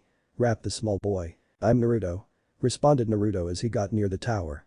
Sorry kid, but I gotta go talk to your predecessor, maybe I'll catch you later. B crawled down Naruto's back and ran around to get in front of the blonde. Hold up, are you saying that you think I can be Hokage? Naruto smiled at the boy and knelt down, getting eye to eye with him. With 6 skill like you got, you can be anything you want to be. Just keep grinding, you need to be strong and smart to be Hokage, but you also need to be a leader. Now go on, get to work. The small boy lit up in another huge grin and took off, probably to go bug some people for training. As they entered the tower, an older man stopped Naruto and looked him over. You make me rethink what a Konoha ninja is. Thank you for being kind to that boy, we haven't seen him smile like that since his parents died. He's a good kid. Shrugged Naruto with a smile, he then shook the older man's hand and followed his team into the building. He might be your greatest fighter someday. Naruto caught up with Tsukumo and fell in line behind him. As the only Chunin, he would be the one that would stand or sit at Tsukumo's side during the meeting. As they entered the office, Naruto saw that the third Hokage was alone, no guard with him. That helped put the Konoha team at ease. So Hiruzen sent a Jonin, a Chunin and 2 Genin to plead his case. Ask A, his tone slightly disappointed. Though I suppose that the butcher of Tsunade doesn't need much of a guard. It's a pleasure to meet you, Haddock. Please, take a seat. We will begin as soon as my son gets here. It's a pleasure for me, sir. I'm a rather large fan of yours. Brown-nosed Tsukumo as he took a spot across from the Hokage. Interesting. Replied the Hokage before his eyes slammed to Naruto. Interesting that an unknown Chunin would be chosen for such a mission. I understand the choice of those 2 Genin, both of them are well known and respected, even here in Kumo, but you boy questionable. Naruto nodded. I too was surprised by my assignment, but I tend not to look a gift horse in the mouth, sir. I also trust Hokage-sama implicitly, so there is nothing to question. The grinned. That is a very strong answer. You don't mince words, do you? Not since I've known him. Replied Tsukumo with a smile, knowing full well that Naruto could handle himself. I am a Chunin, sir, not a politician. Cracked Naruto, getting a chuck from Tsukumo and a hearty laugh from the Hokage, not knowing that it was a future quote of his son. That's one hell of a backbone to have on a Chunin. Laughed the Hokage. What is your name? Naruto Namikaze, sir. The Hokage tilted his head slightly as he looked over the young man. So he is the academy teacher that matches the man A fought. There must be another blonde. His chakra reserves are barely Jonin, he couldn't be that man. He would have replied, but the door opened, revealing the one-day 4th Hokage, who had his head down in shame. Sorry I am late. It won't happen again. Why are you late? Questioned the Hokage. His son was usually the first one to every meeting. Lou had a bit of a problem. It's taken care of, trailed off A as he looked over the Konoha ninja, his eyes training on the blonde. His breathing became shallow as he made his way to his father's side. He grit his teeth as he locked eyes with the blonde. Glad you made it into the village without hassle. Naruto nodded and let a small smirk cross his lips as Tsukumo thanked the younger man. Now, Hiruzen said that he was sending you to lay the groundwork for a ceasefire. Stated the Hokage, his arms resting on his desk. I will say, at this time, I do not believe that a ceasefire is the right course of action. Tsukumo and Naruto remained eerily calm. Tsukumo took a moment before responding. I agree. A ceasefire now would be rather pointless in the long run. However, we had hoped a ceasefire would grease the wheels on a larger, mutually beneficial treaty later on. Both as slowly nodded. It was a simple concept, the ceasefire would prevent any last-minute shenanigans while they worked out the kinks in a bigger deal. I see your reasoning, however, I believe you may be working off some inaccurate information. Replied the Raikage. Our treaty with Kiri, that undoubtedly is the cause of this meeting, was not an alliance. It was a ceasefire. They had attacked one of our ships, and due to losing a sizable amount of our jonin on a mission a few weeks back, we are not at what you would call top form. The younger A ground his teeth as his father listed his failed mission. Naruto bent down and whispered something into Tsukumo's ear, causing the other four ninja to tense. Tsukumo looked at the blonde with an approving look. Go ahead. Naruto straightened up and took a half step forward. We recently received reports that Suna has been in contact with Kiri. With those two still not officially out of the war, it could be applicable for Konoha and Kumo to enter into a full, if temporary, alliance. The joining alone should force them to either bow out or stall for time. The Raikage looked over the blonde again and leaned back into his chair. No simple chunin would have that kind of security clearance, especially not an academy worker. To be able to suggest something like this would require a very close relationship with the power in Konoha. With our ceasefire against Kiri and their proximity to Suna, that would force Kiri to go through us rather than around us. Grunted out the younger A. That would force Iwa to join Suna. They still have a tentative alliance. Stated the older A, his eyes trained on Tsukumo. Iwa, as you know, is still fresh. They hadn't lost much when they bowed out a year ago. Naruto remembered Inoki saying something like that. Something had forced Inoki's hand, and though it benefited the village, it was not a move he would make without reason. Maybe they lost their Jinchuruki. What? Jumped A and the third. What about a Jinchuruki? What do you mean, Naruto? Asked Tsukumo, his mind not catching what the blonde had said. Naruto flashed through a few hand signs, and a small flash of light covered himself and Tsukumo. Naruto bent down to whisper in Tsukumo's ear. Inoki relied heavily on his Jinchuriki in the first war, his troop movement was almost entirely based on getting one of them to the hot zones and letting them do what they did. If he had lost one, he may have withdrawn simply to save the other. Stated Naruto, his hand on his chin. Iwa had a skirmish with Waterfall before they withdrew, with both the seven-tailed beast and the Earth Grudge Fear, it's possible they killed Iwa's centerpiece. But that would mean that they have a loose Bijuu in their country somewhere. Replied Tsukumo. These meetings are going better than expected. Naruto nodded and released the seal, allowing the room to normalize again. Tsukumo cleared his throat. Sorry, can't be too careful. You're no chunin. Stated the Raikage. Naruto looked at him with a confused look. Yes, I am. I have the vest, I have a chunin job, hell, I get paid like a chunin. The Raikage looked the man over. He had felt it when the blonde activated that seal.